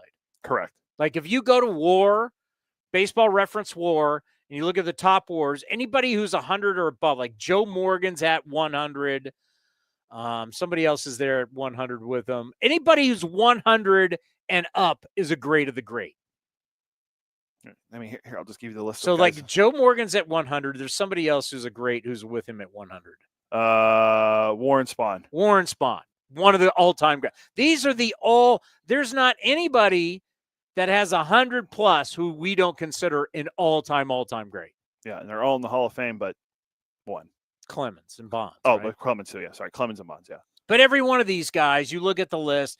It's Gehrig, it's Stan Musial. A-Rod is in there. Oh yeah. I mean, it's Willie Mays, Henry Aaron, Cy Young. I mean, it's the greats of the greats. But you're talking about Rickey Henderson at 111.1. He's one of the all-time greats. Rickey Henderson is right behind Lou Gehrig. I mean, you're talking about anybody, and 28 people didn't vote for Rickey Henderson to be in the Hall of Fame. Yeah, that's crazy. So that's why, whenever we talk about Mariano Rivera being the first unanimous player, I mean, how did you not vote for Henry Aaron? How did you not vote for Babe Ruth? How did you not vote for Mickey Mantle? How did you not vote for Joe DiMaggio? Like, how did you not vote for some of the greatest of the greats? Rickey Henderson, Randy Johnson. I was just looking at Greg Maddux. Watching the tribute to Mike Schmidt on MLB Network. Mike Schmidt's 106.5, and he did that in 18 years, in less years than a lot of these guys. Mike Schmidt, I mean, when you go greatest third baseman of all time, it's not even close. Mike Schmidt's 106 point something? 106.9. 106, so he's almost basically 107 in 18 years. Oh, well, there's 16 gutless members who didn't vote for him either. Like, how is that possible? Like, how is that possible?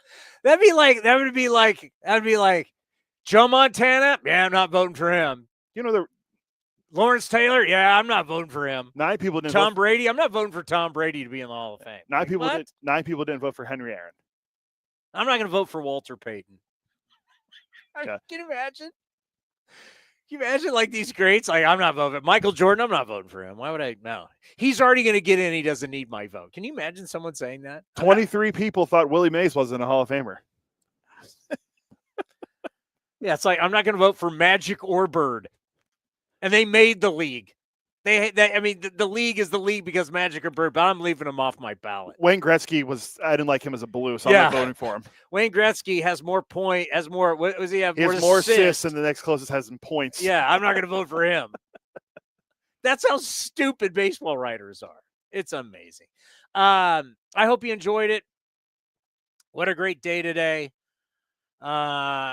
To honor it's a tough day, obviously, but it's great. We need to honor him. We need to put this out there so people can watch this throughout the holidays and remember truly one of the greats of the greats. We want to thank Dave Stewart, Carney Lansford, David Feldman, Jose Canseco, Terry Steinbach, Shooty Babitt, Ken Korach, and Steve Vucinich.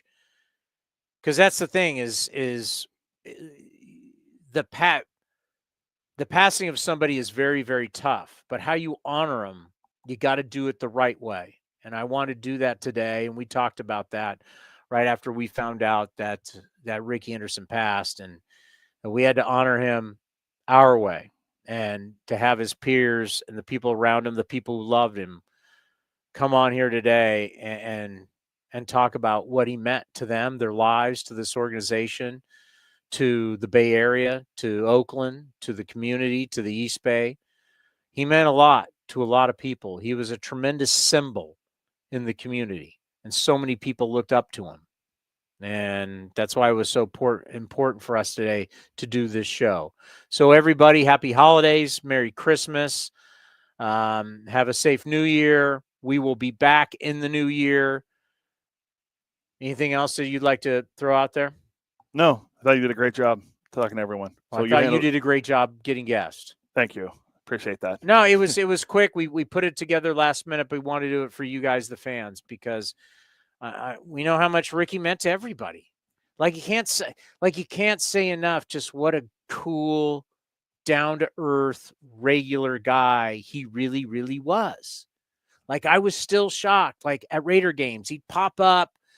You'd say, "Hey, Rick," and he'd go up the stairs, and next thing you know, I would be going at the end of the game, back in the day where I'd walk through the West Side Club to do the post-game show, and Rickey just be sitting at the bar hanging with people. I mean, this is Babe Ruth. This is Michael Jordan. This way. He's at a Raider game just hanging out with people because that's who Rickey was. So there's the greatness and the stats, and this will never happen. But then you need to honor that this was the generous guy. This was a man of the people. He was a champion of the people. And when Rickey Henderson showed up, man, it was electric. He was Rickey Henderson. And he's going to be missed. But I can guarantee you this show and this up-and-coming season, he'll never be forgotten. We'll never take the bobbleheads down. We'll always honor Rickey Henderson. And we'll always know Rickey as truly one of the greats of all time. And it's important to say the greatest of all time, no question. But it's very, very important to remember that he's truly one of the greats in our game. He's in the upper echelon. There's very few of those guys there's very few coming. To be up there with Mays and Ruth and Aaron and Ted and these guys, this is where Rickey belongs. The greats of the greats. And he'll never be forgotten. Thank you, everybody, for watching this special edition of A's Cast Live. Happy holidays, and we'll see you in the new year. Harold Reynolds was on A's Cast Live and described the phone call he got from Rickey Henderson in 1987. Rickey's always talking in the third person, and I'm sure you guys have got to know him a little bit. And so, he may be playing cards, and they go, "Rickey got a sweet hand. Rickey getting really sweaty right now." Everything's third person with him. And so that year, 1987, is the only time in the 80s that Rickey did not win a stolen base title. and he's stealing at that time like 100 bases a year. So I ended up winning that year with 60. I think Rickey got hurt in May or something like that, and he already had 30 in May. So I win on the last day. Willie Wilson had 59. I had 59. I steal a bag. Willie Wilson doesn't. I'm the greatest of all time. You know, I win the title, right? So I get home the next day, season's over, and my phone rings. No caller ID in those days. Hello? Henderson here. Hey, Rick, what's going on? I'm thinking he's calling to congratulate me. He goes, 60 stolen bases? You ought to be ashamed. Rickey has 60 at the All-Star break. Click, and hung up the phone. Oh, God, that is so good. That is so good. Oh, man. So years later, he goes into a Hall of Fame in Cooperstown, and, you know, Rickey and I are tight. He signs a picture for me, and it has, stolen base champ, Rickey Henderson. I love it. It's on my wall at work. To listen to the full interview and much more, go to athletics.com/A'sCast. This has been a presentation of The Athletics.